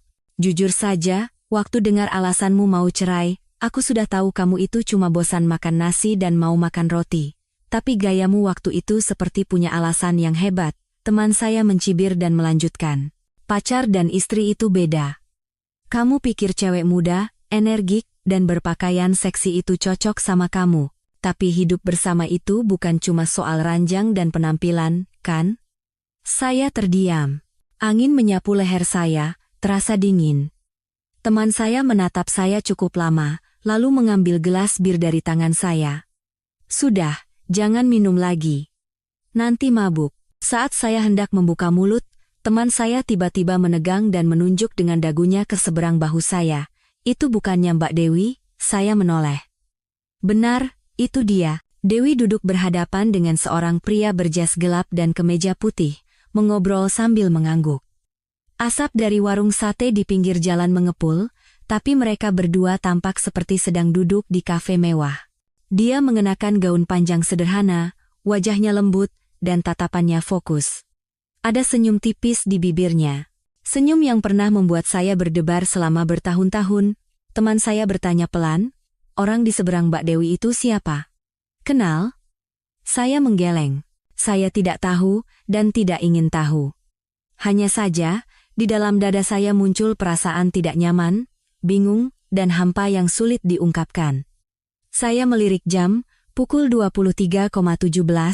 Dulu, jam segini Dewi pasti sudah tidur, dan ponselnya selalu dalam mode senyap di samping tempat tidur. Tapi sekarang, dia duduk di sini, tampak hidup seperti orang lain. Mungkin dia telah berubah, atau mungkin dari awal sampai akhir, saya tidak pernah benar-benar memahaminya. Teman saya menepuk bahu saya dan tertawa. Sudah cerai kok masih dipikirin? Mau minum lagi atau pulang? Istrimu telepon terus tuh. Sudah 6 kali. Saya mengangguk asal. Ponsel saya sunyi. Tidak ada panggilan tak terjawab, tidak ada pesan. Rania tidak tahu di mana saya, apa yang saya lakukan, apakah saya lelah, atau sudah makan. Saya menatap gelas bir di depan saya. Kali ini, rasa birnya bukan pahit. Kamu pulang duluan saja. Aku masih mau duduk sebentar. Saya berkata pelan. Mata saya masih tidak lepas dari sudut warung tempat Dewi duduk. Dia duduk berhadapan dengan seorang pria berkemeja putih dan celana bahan yang disetrika rapi. Di pergelangan tangannya ada jam tangan mewah, sekilas terlihat bukan orang biasa. Teman saya menggeleng, bangkit, dan menepuk bahu saya. Lihat saja. Jangan macam-macam ke sana. Sekarang dia bebas mau bertemu siapa saja. Saya tersenyum pahit. 10 tahun? Kami bersama selama 7 tahun, melewati banyak hari di mana kami bahkan tidak bisa makan dengan layak dan harus meminjam uang untuk sewa rumah. Bertemu lagi di tengah kota ini, apa saya tidak berhak menyapa? Sambil berpikir begitu, saya bangkit dan berjalan lurus ke mejanya. Suara sepatu saya di ubin warung membuat Dewi mengangkat kepala. Dia tampak terkejut sejenak, tapi segera kembali ke ekspresi tenangnya yang khas. Seperti Dewi yang dulu, yang selalu tenang dalam segala hal. Saya mengangguk pelan, mencoba terlihat sealami mungkin. Dewi, lama tidak bertemu, apa kabar? Dewi mengangguk. Hanya sudut bibirnya yang sedikit terangkat, dia berkata dengan suara rendah, biasa saja. Jawaban singkat. Sopan, tapi dingin, seolah tidak ada masa lalu di antara kami. Pria yang duduk di seberangnya menatap saya dari atas ke bawah, lalu bertanya. Dewi, ini temanmu? Saya terdiam. Dewi, panggilan itu seperti menyiram air dingin ke wajah saya. Akrab, sopan, tapi ada sedikit keintiman. Saya menatap mereka. Jangan-jangan ini orang baru yang dia temui, pacarnya? Pikiran itu membuat jantung saya tiba-tiba panas. Perasaan bingung melanda. Saya tidak bisa mengendalikan kata-kata saya. Apa urusanmu? Saya merendahkan suara ke arah Dewi. Dewi, bisa bicara sebentar? Beberapa menit saja. Saya pikir dia akan mengangguk. Bagaimanapun, kami pernah menjadi suami istri. Setidaknya cukuplah untuk berbicara sepatah dua patah kata di sudut warung. Tapi tidak, Dewi bangkit, tapi tidak menghadap saya. Dia tersenyum lembut pada pria itu. Aku sudah selesai makan, kamu? Pria itu mengangguk, dengan lembut mengambil mantelnya, dan bangkit bersama. Mereka melewati saya. Tidak berhenti, tidak melirik. Seolah saya hanya pejalan kaki yang kebetulan menghalangi jalan. Saya berdiri di tempat. Mengepalkan tangan sampai telapak tangan saya terasa sakit. Angin malam awal musim panas berhembus melewati warung tenda, membawa aroma daging bakar ke hidung saya, dan tenggorokan saya tercekat.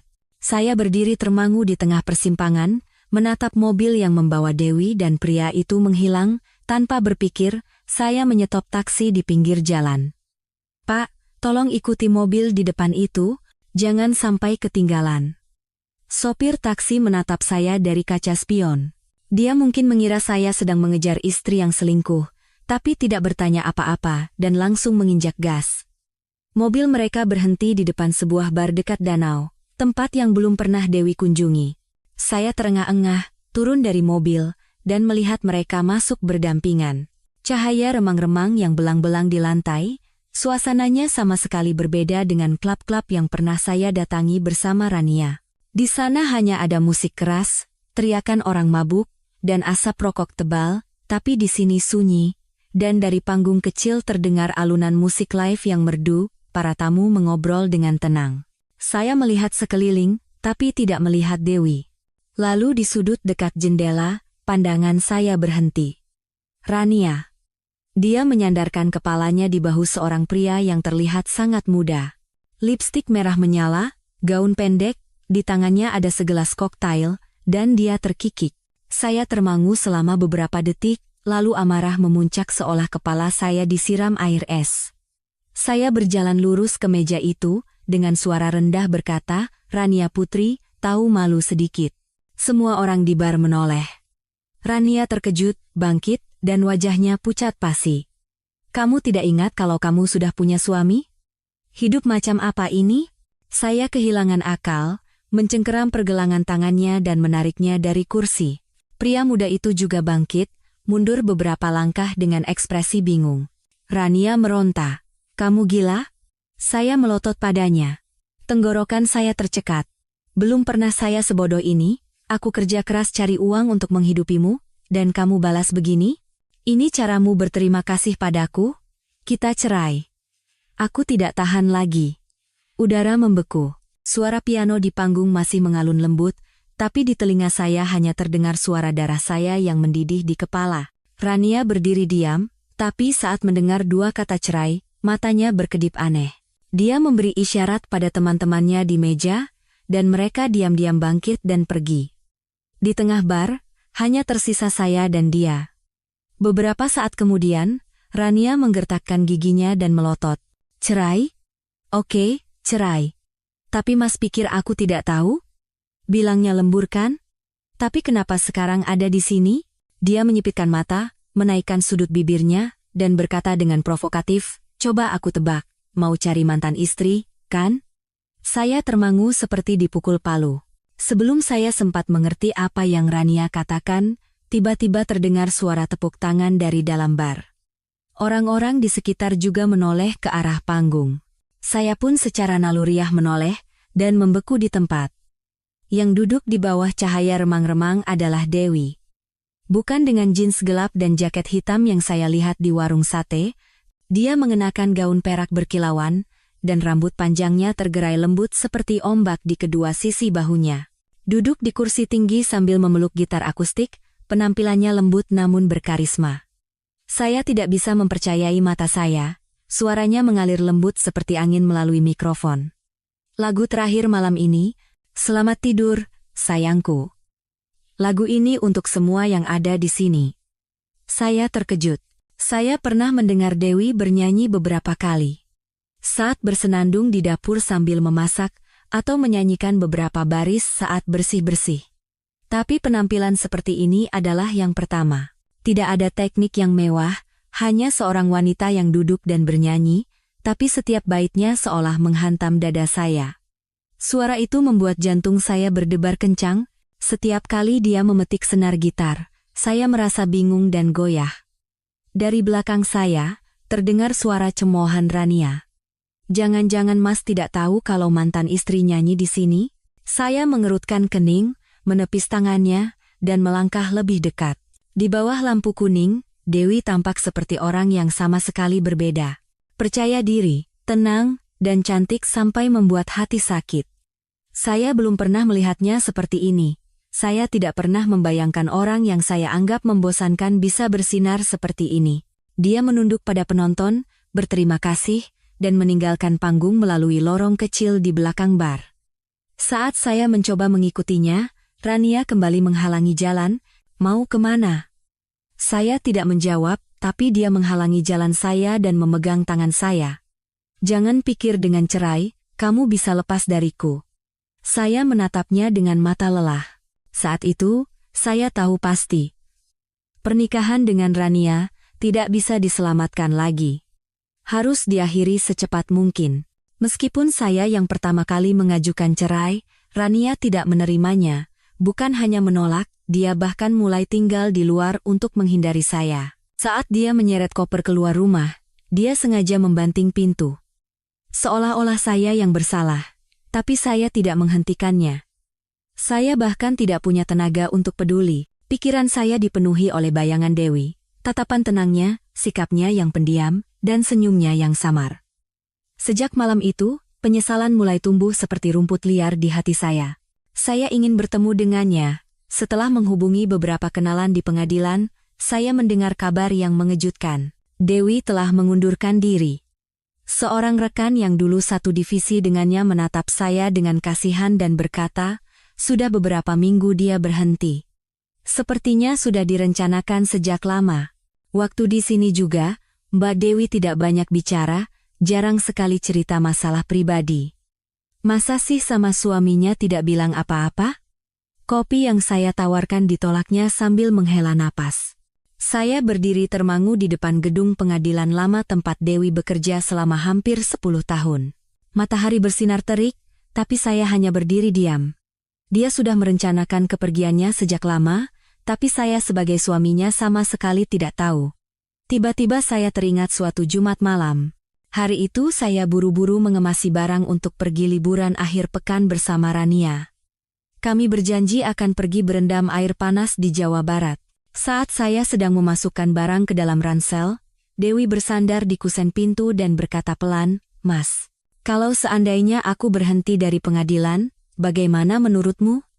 Karena sibuk, saya menjawab asal tanpa mengangkat kepala. Pekerjaan sudah stabil, kenapa berhenti? Lagi pula kalau orang tua tahu, pasti akan mengomel panjang lebar. Setelah itu, dia terdiam.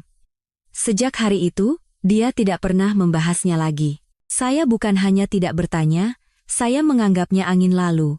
Sekarang kalau dipikir-pikir, saya benar-benar buruk. Dewi tidak lagi berbicara karena dia tahu tidak ada yang akan mendengarkan, dan saya tidak pernah sekalipun mendengarkannya dengan tulus. Saya hampir menjelajahi seluruh Jakarta. Kafe-kafe kecil dekat pusat kota yang sering ia kunjungi, toko buku kecil di Cikini, bahkan perpustakaan nasional. Setiap akhir pekan, saya mendatangi semua tempat yang sering ia kunjungi. Saat hampir menyerah, saya menemukannya di sudut sebuah kafe buku di Kemang. Di depannya ada tumpukan buku bahasa Inggris tebal, dan di tabletnya ada materi ujian. Dia masih sama, fokus, tenang, dan damai, seolah tidak terjadi apa-apa. Setelah saya berdiri cukup lama di depannya, dia mengangkat kepala. "Dewi," saya memanggilnya. Nama yang akrab itu hari ini terasa tercekat di tenggorokan. Dia menatap saya. Tatapan itu begitu asing dan jauh hingga membuat hati saya sakit. Tidak ada lagi kelembutan, yang ada hanya rasa jijik yang jelas. Bukan marah atau mencela, tapi rasa jijik seperti melihat orang asing yang benar-benar tidak ingin ditemui lagi. Dia tidak menjawab dan kembali membaca bukunya. Saya melirik materi-materi itu dan menemukan buku latihan IELTS. Mau kuliah di luar negeri? Saya bertanya tanpa sengaja. Dewi tidak menjawab. Saya menarik kursi dan duduk di seberangnya, menghela napas panjang. Aku salah, Dewi. Saya memulai. Suara saya serak seperti jantung saya yang diremas. Dulu aku pikir aku tidak mencintaimu, tapi ternyata aku bahkan tidak mengerti diriku sendiri. Sekarang aku baru sadar, aku mencintaimu. Caramu diam-diam ada di sisiku, sikapmu yang baik dan lembut, bahkan tatapanmu dulu saat menatapku. Saya terus berbicara. Saya berharap jika dia mendengarkan dan mau duduk sebentar lagi, saya akan punya kesempatan untuk memperbaiki semuanya. Dewi tidak memotong. Dia hanya duduk, tidak membantah, tidak setuju, tidak mengangguk. Dalam hati saya senang, berpikir mungkin hatinya goyah. Tapi sebelum saya selesai berbicara, dia bangkit, buku, iPad, dan earphone, semuanya ia rapikan dan masukkan ke dalam tas. Saat akan pergi, dia berhenti sejenak di samping saya dan melontarkan satu kalimat yang menusuk jantung saya. Kamu benar atau tidak, aku tidak peduli. Dan seperti yang kamu lihat, aku tidak ingin bertemu denganmu lagi. Sangat tidak menyenangkan. Setelah mengatakan itu, dia pergi dengan cepat dari kafe tanpa menoleh. Saya duduk termangu. Baru pertama kali saya tahu Dewi punya sisi setegas ini. Wajahnya yang marah sambil mengerutkan kening itu anehnya terasa manis. Terdengar suara lonceng berdering dari pintu kafe. Dia keluar dengan cepat tanpa menoleh. Saya buru-buru mengejarnya. Jantung saya berdebar kencang. Karena takut akan kehilangan sesuatu yang penting. Saat itu, dari seberang jalan, beberapa anak kecil berlari mengejar balon warna-warni yang melayang di udara. Saya tahu dia melihat anak-anak itu, tapi saya secara naluriah mendekat dan menarik tangannya dengan lembut. Saat tangan saya menyentuh pergelangan tangannya yang ramping, telapak tangan saya terasa kesetrum. Perasaan itu akrab sekaligus asing. Seperti menyentuh kenangan lama. Tiba-tiba saya teringat hari itu. Kencan buta terakhir yang saya ikuti karena desakan orang tua.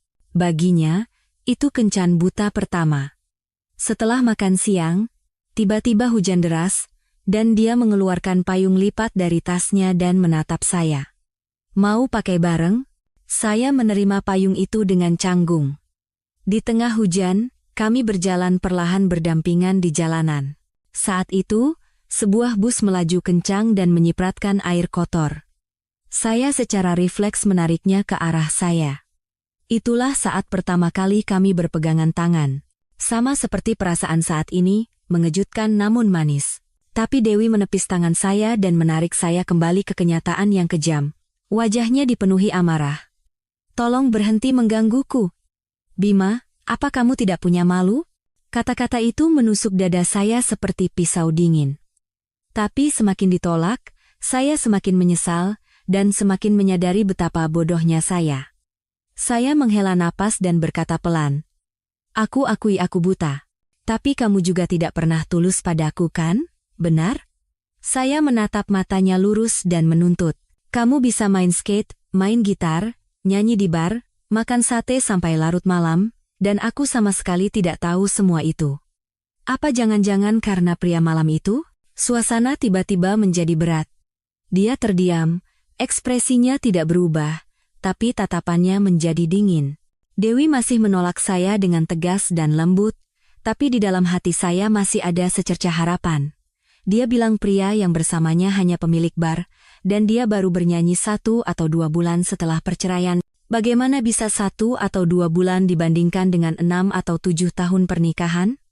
Saya tidak berani bertanya lebih lanjut karena takut membuatnya kesal, hanya bisa berpesan dengan ragu, hati-hati di jalan. Jaga kesehatan, kalau ada apa-apa, telepon saja kapanpun. Dewi tidak menjawab, hanya mengangguk kecil dan membuka pintu taksi. Tiba-tiba saya berteriak, mobil yang kuberikan padamu bagaimana? Dia menoleh. Suaranya tenang. Sudah kujual. Pintu mobil tertutup, dan taksi itu menghilang di antara keramaian orang dan klakson di persimpangan. Saya membeku di tempat. Dijual. Mobil itu adalah hadiah pertama yang saya berikan padanya setelah menikah. Meskipun kemudian lebih sering saya yang pakai, itu tetap mobil pertama atas namanya, dan janji saya suatu saat. Saya tidak percaya. Dada saya terasa hampa. Dengan marah saya pulang. Begitu membuka pintu, Rania sudah duduk di sofa.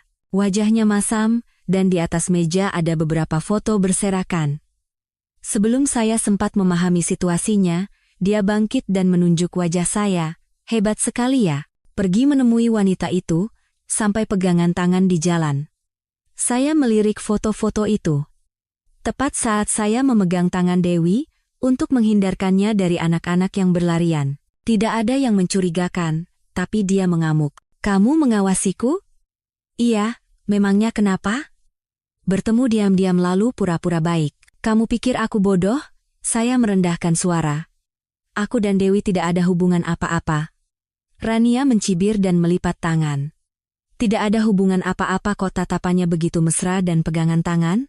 Baik, aku akan ceraikan kamu, tapi jangan harap bisa bawa apa-apa. Rumah ini, uang ini, semuanya. Kamu keluar dengan tangan kosong. Saya termangu karena terkejut. Saya tidak percaya dengan apa yang saya dengar. Saya menatap wanita di depan saya. Orang yang pernah begitu saya cintai dan sayangi.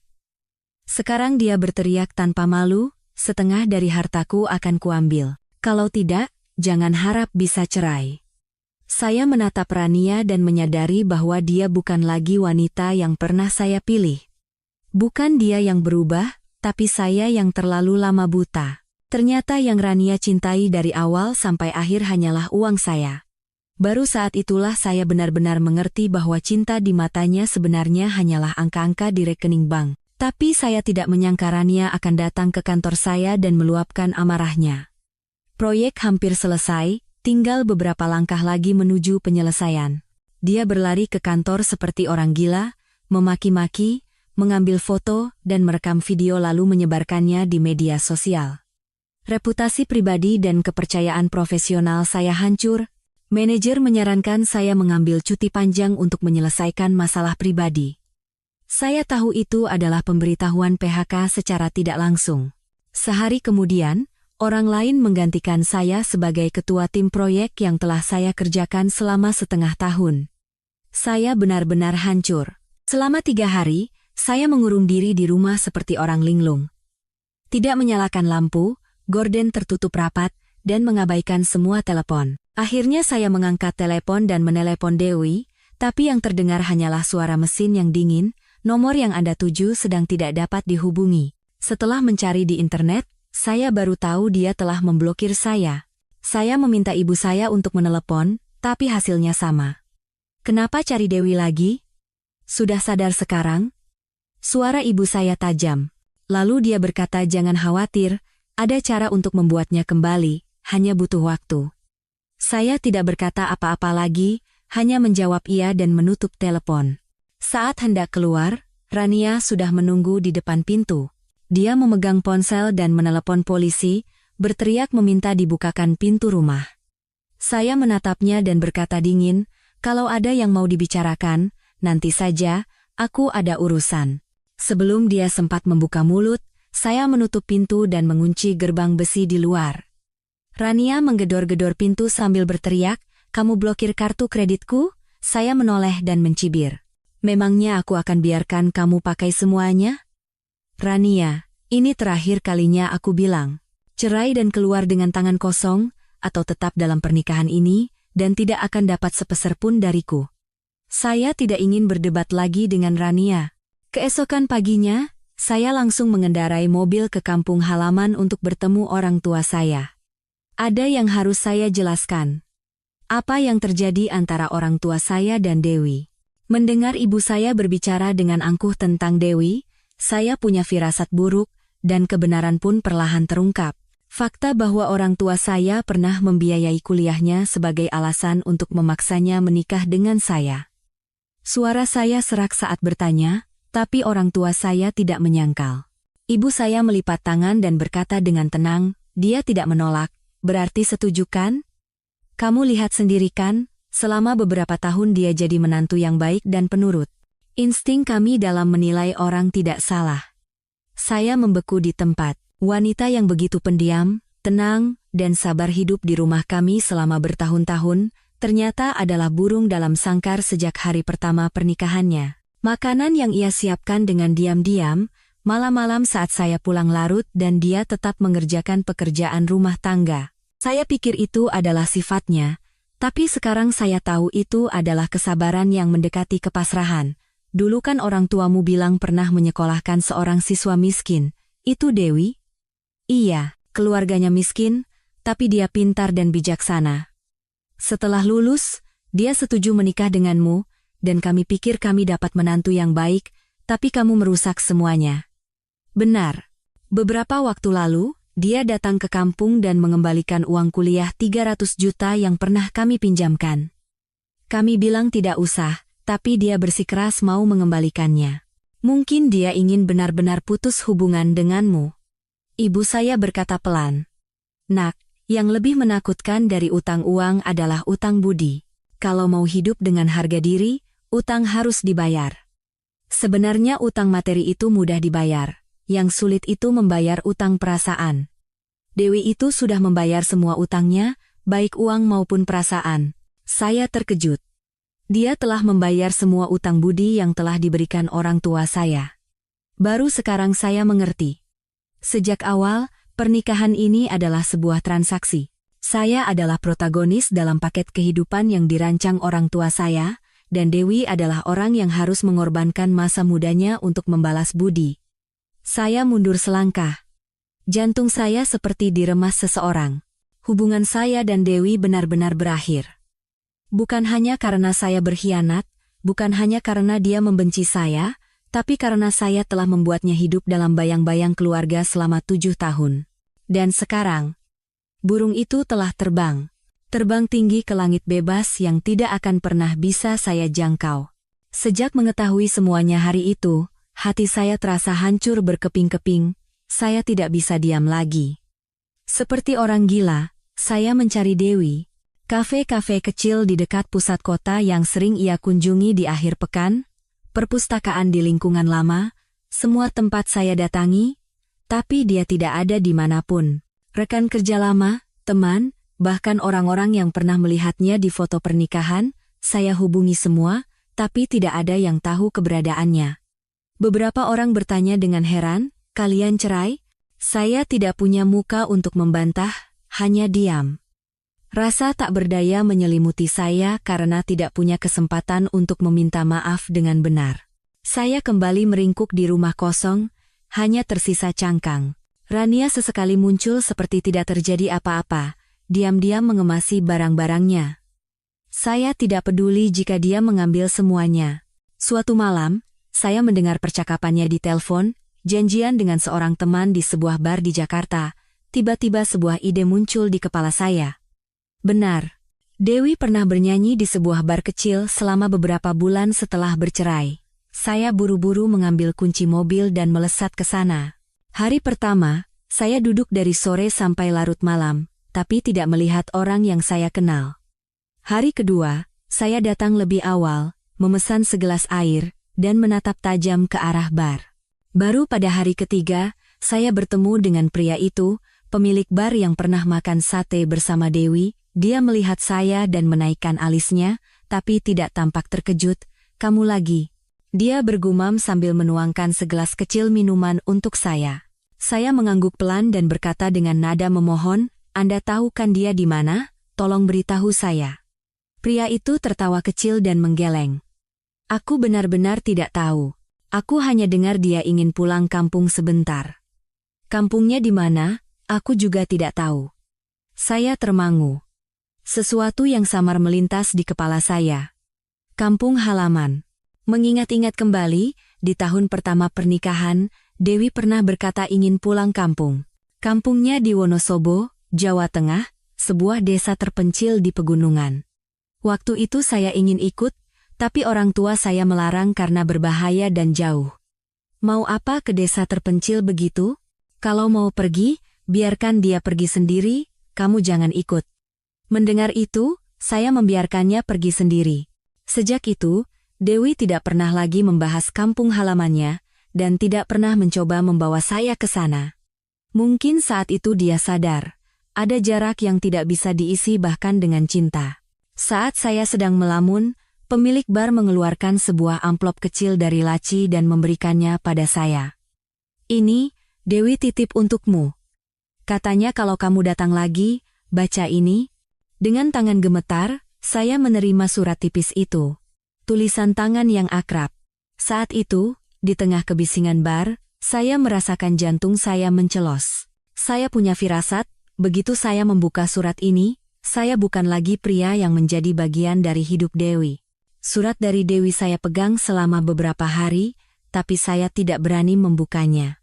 Setiap kali melihat tulisan yang akrab di amplop, dada saya terasa sesak, dan saya menyembunyikannya lagi seolah tidak menerimanya. Alih-alih menghadapinya, saya memilih untuk lari.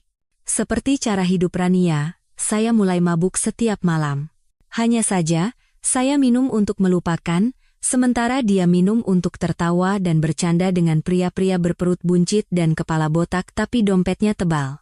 Entah sudah berapa kali saya melihatnya duduk di pangkuan seorang pria, memutar-mutar tubuhnya dengan wajah memerah karena alkohol dan riasan tebal.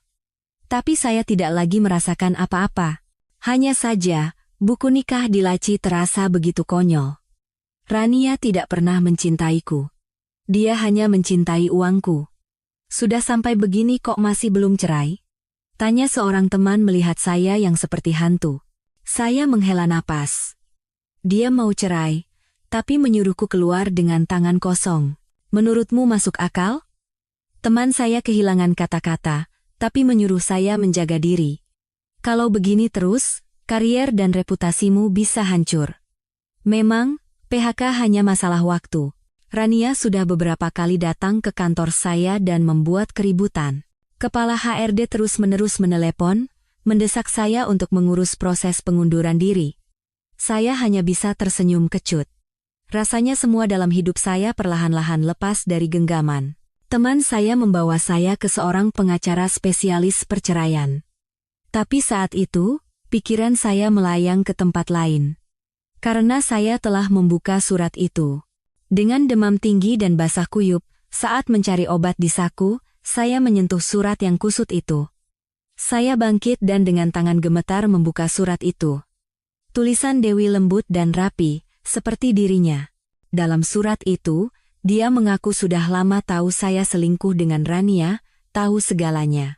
Dan dengan fakta itu, dia mencoba berbicara jujur dengan orang tua saya. Dia ingin bercerai, tapi orang tua saya menanggapinya dengan kata-kata yang mencekik, laki-laki memang begitu.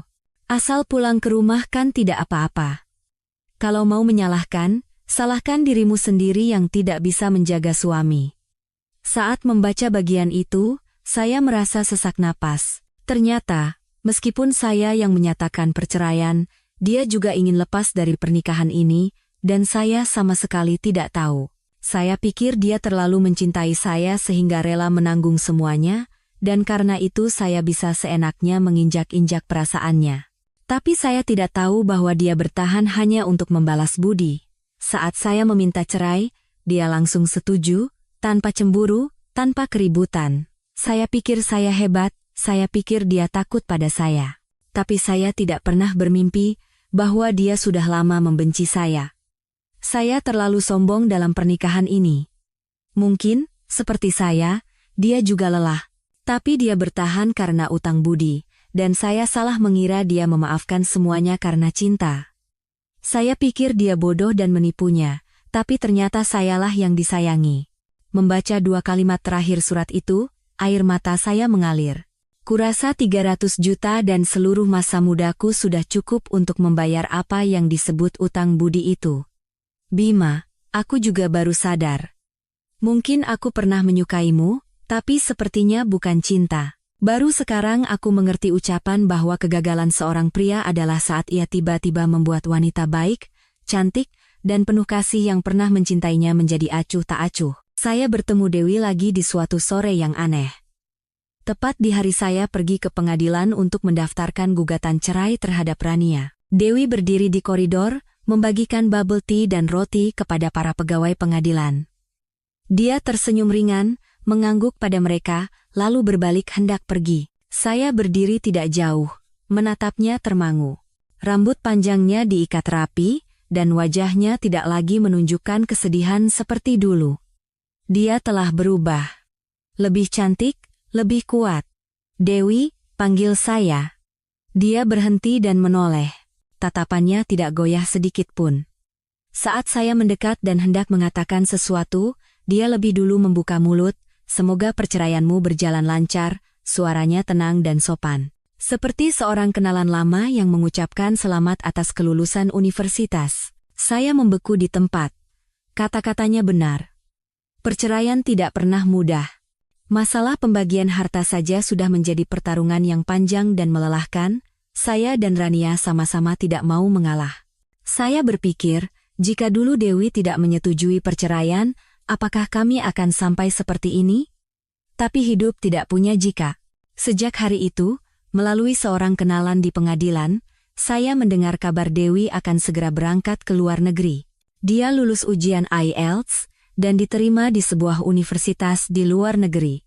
Dia memilih untuk melanjutkan studi. Jalan yang seharusnya sudah ia tempuh jika tidak berkorban untuk keluarga dan saya. Di hari kepergiannya, saya datang pagi-pagi ke Bandara Soekarno-Hatta dan menunggu di lobi internasional. Hati saya campur aduk. Tapi yang mengejutkan, Rania juga ada di sana. Dia mengenakan gaun bunga-bunga yang sama seperti saat kami pertama kali bertemu. Dia mendekati saya dan tersenyum manis. Sayang, saya tidak tahu apa yang akan dia lakukan, hanya berdiri diam, tiba-tiba dia menangis. Dulu aku salah. Aku belum dewasa, jangan cerai ya. Aku akan berubah. Saat saya mencoba mendorongnya, dia memeluk saya erat seolah saya akan menghilang. Pemandangan yang riuh terjadi di tengah lobi bandara. Saya bingung, malu, dan tidak nyaman. Dan karena itulah, saya tidak bisa melihat Dewi untuk terakhir kalinya. Hanya karena satu momen kebingungan, satu keributan sesaat, saya kehilangan satu-satunya kesempatan untuk mengucapkan selamat tinggal yang layak. Saat saya berhasil melepaskan diri dari Rania, pengeras suara sudah mengumumkan bahwa pesawat telah lepas landas. Dewi telah pergi. Benar-benar terbang dari hidup saya.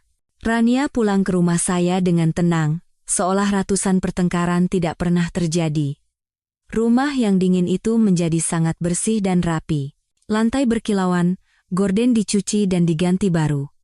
Bahkan pot-pot di balkon yang layu telah diganti dengan tanaman hijau. Saya merasa seperti masuk ke sebuah apartemen contoh. Di meja makan, hidangan sudah tersaji, dan aroma harum dari sup hangat membuat saya sedikit terkejut. Rania berlari keluar dari dapur dengan celemek. Aku sudah masak dari sore nungguin Mas. Tinggal dipanaskan di microwave, langsung bisa makan. Tunggu sebentar ya, cepat kok. Suara ting dari microwave terus berbunyi, menutupi suara helaan napas saya. Saya langsung masuk ke kamar mandi, mengeluarkan sebatang rokok kusut dari saku, dan menyalakannya. Saat sedang merokok batang ketiga, terdengar ketukan pelan. Mas, suaranya semanis madu. Makan yuk. Setelah makan ini, aku tidak akan ganggu Mas lagi. Saya mematikan rokok, menatap bayangan saya di cermin cukup lama, lalu membuka pintu dan keluar. Selama makan malam hari itu, Rania terus mengambilkan lauk untuk saya dan tidak melepaskan pandangannya dari wajah saya. Tapi pikiran saya dipenuhi oleh bayangan Dewi, senyumnya, caranya duduk diam di dekat jendela sambil membaca buku, suaranya saat tertawa melihat iklan konyol di TV. Entah kenapa. Apakah karena sisa alkohol di tubuh saya? Atau karena kesepian yang tak berujung? Setelah selesai makan dan hendak bangkit, tiba-tiba tubuh saya terasa panas. Saya sempoyongan masuk ke kamar, mencoba menyadarkan diri, tapi kepala saya berputar-putar. Semuanya kabur, tapi hanya satu wajah yang jelas. Dewi. Saya mengira dia telah kembali. Setengah mabuk, saya memeluk erat wanita yang duduk di samping saya. Dia tidak melawan. Malah, dia menyambut saya dengan lembut. Seolah kami benar-benar bercinta untuk pertama kalinya. Malam itu, Saya tidak tahu siapa saya, tidak bisa membedakan antara kenyataan dan fantasi. Keesokan paginya, saya terbangun oleh sinar matahari yang menembus celah gorden. Di tempat tidur, bukan Dewi, melainkan Rania. Saya membeku di tempat, lalu bangkit seperti tersengat listrik. Saya buru-buru menarik selimut untuk menutupi tubuh saya. Mata saya membulat, dan mulut saya kaku tidak bisa berkata apa-apa. Rania masih tertidur. Rambutnya acak-acakan, dan bantalnya miring ke satu sisi. Saya mengguncangnya. Hampir berteriak, saya berkata, "Kamu, apa yang kamu lakukan? Apa yang terjadi semalam?" Rania membuka mata, menatap saya cukup lama, lalu menangis. Tanpa berkata apa-apa, dia buru-buru memakai pakaiannya. Tangannya gemetar, dan bibirnya terkatup rapat. Saat hendak keluar pintu, dia menoleh dan berkata sambil terisak, "Aku salah, aku tidak akan mengganggumu lagi." Lalu dia pergi tanpa menoleh. Saya menghela napas lega. Saya pikir dengan itu semuanya akan berakhir, tapi tidak.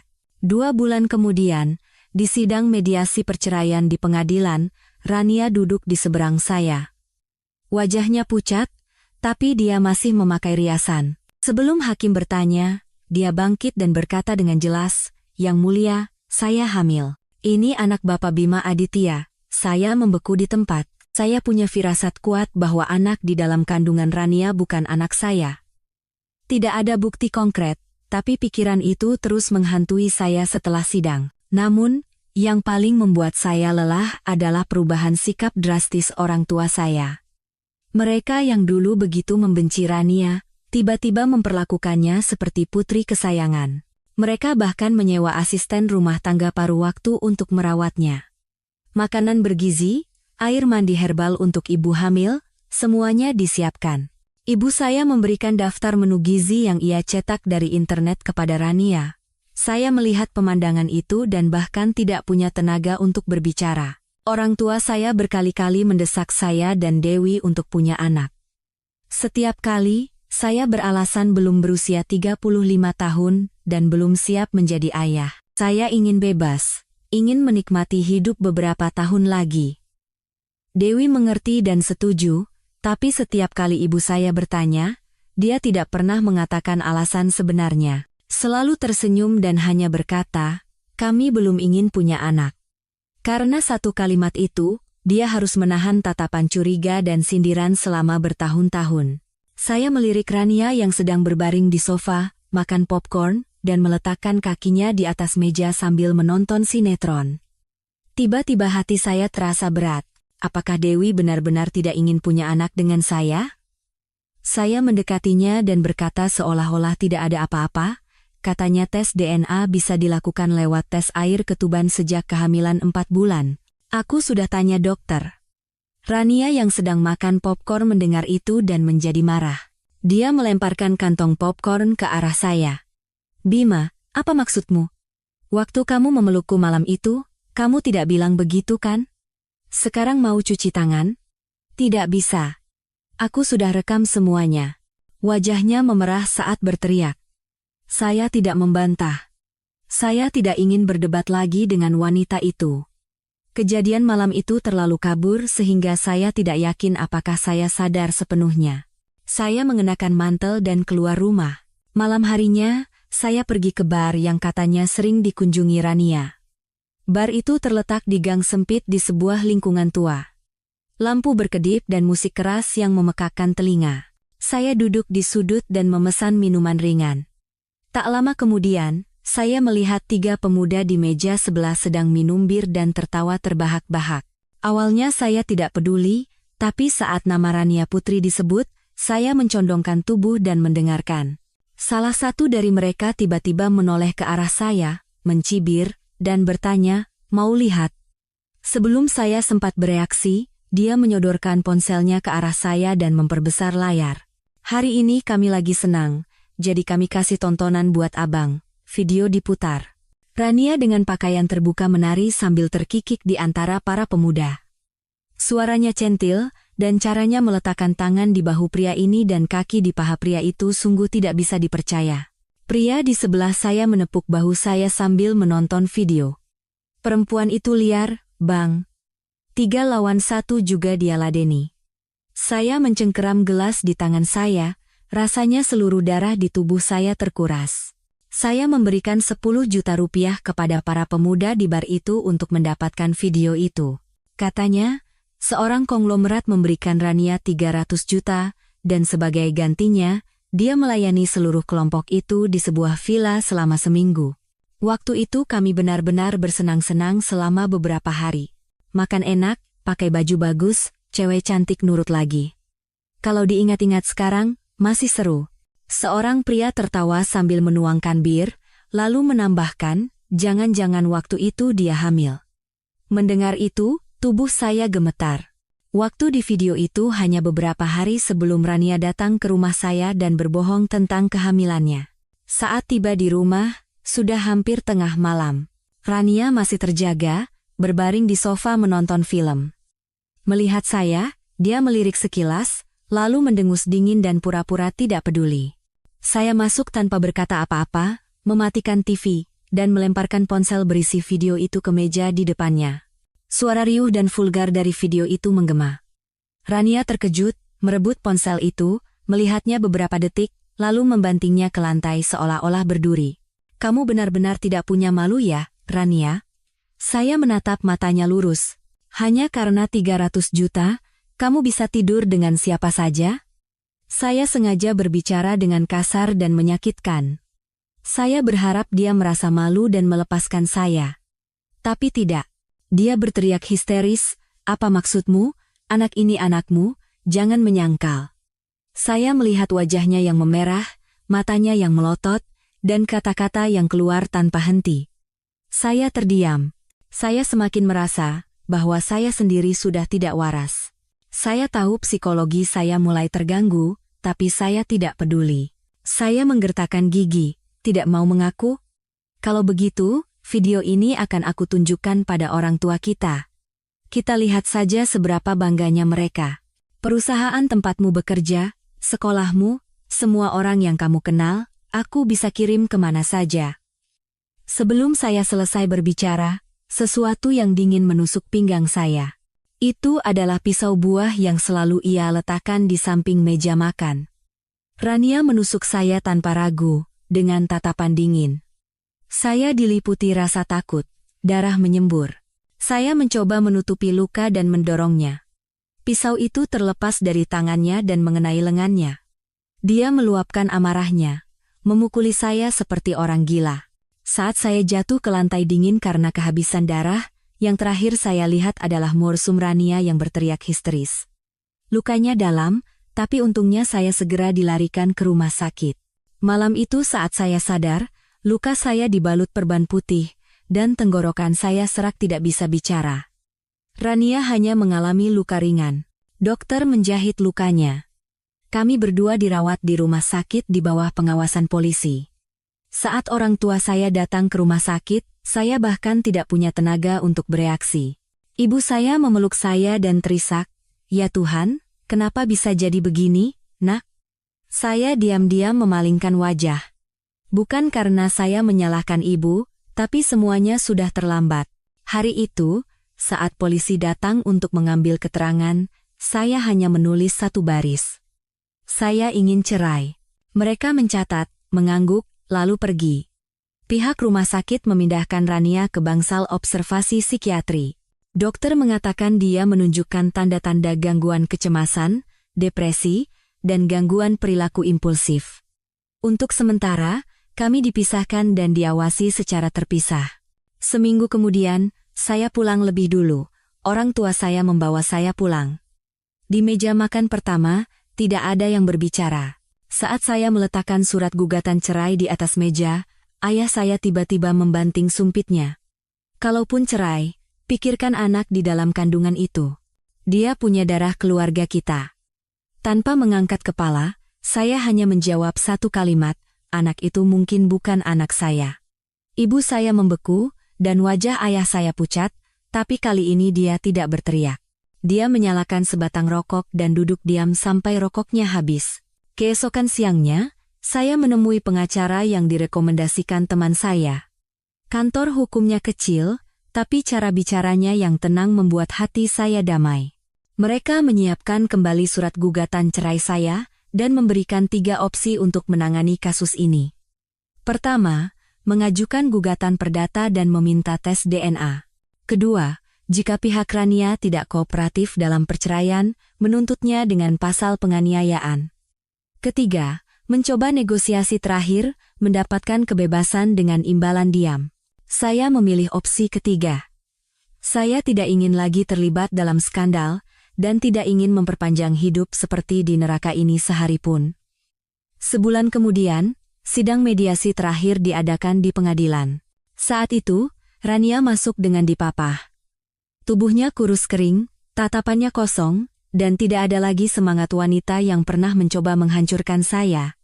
Dia diam-diam menandatangani surat cerai. Kami resmi berakhir. Pengacara saya berbicara terpisah dengannya. Nanti jika anak lahir dan Anda ingin meminta tes DNA, klien kami akan kooperatif. Tapi mulai sekarang, tolong hargai batasan masing-masing. Dia tidak menjawab, hanya pergi dari pengadilan dengan diam. Punggungnya tampak seperti bayangan yang tidak punya tempat bersandar. Saya kembali ke rumah lama, melepas gorden sendiri, dan membereskan barang-barang. Di pot balkon, saya menanam petunia, bunga kesukaan Dewi. Teman-teman lama datang menghibur. Semua sudah berlalu.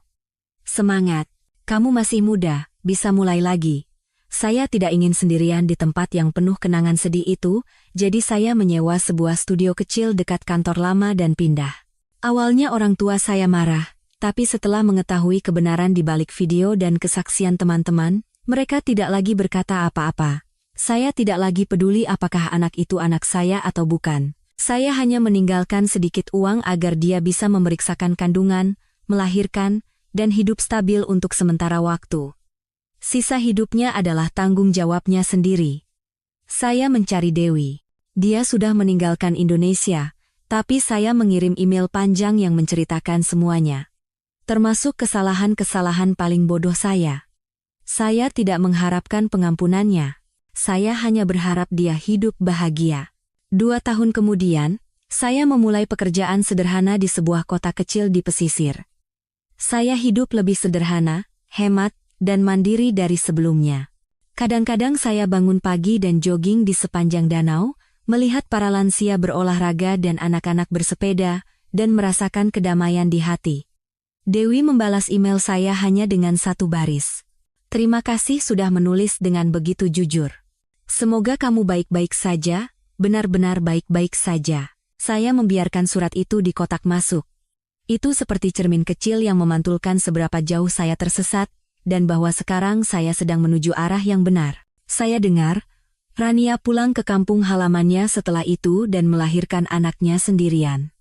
Katanya dia hampir tidak pernah berkomunikasi dengan siapapun, setiap orang harus menanggung akibat dari pilihannya. Mungkin dia juga perlahan-lahan mulai menyadari fakta itu.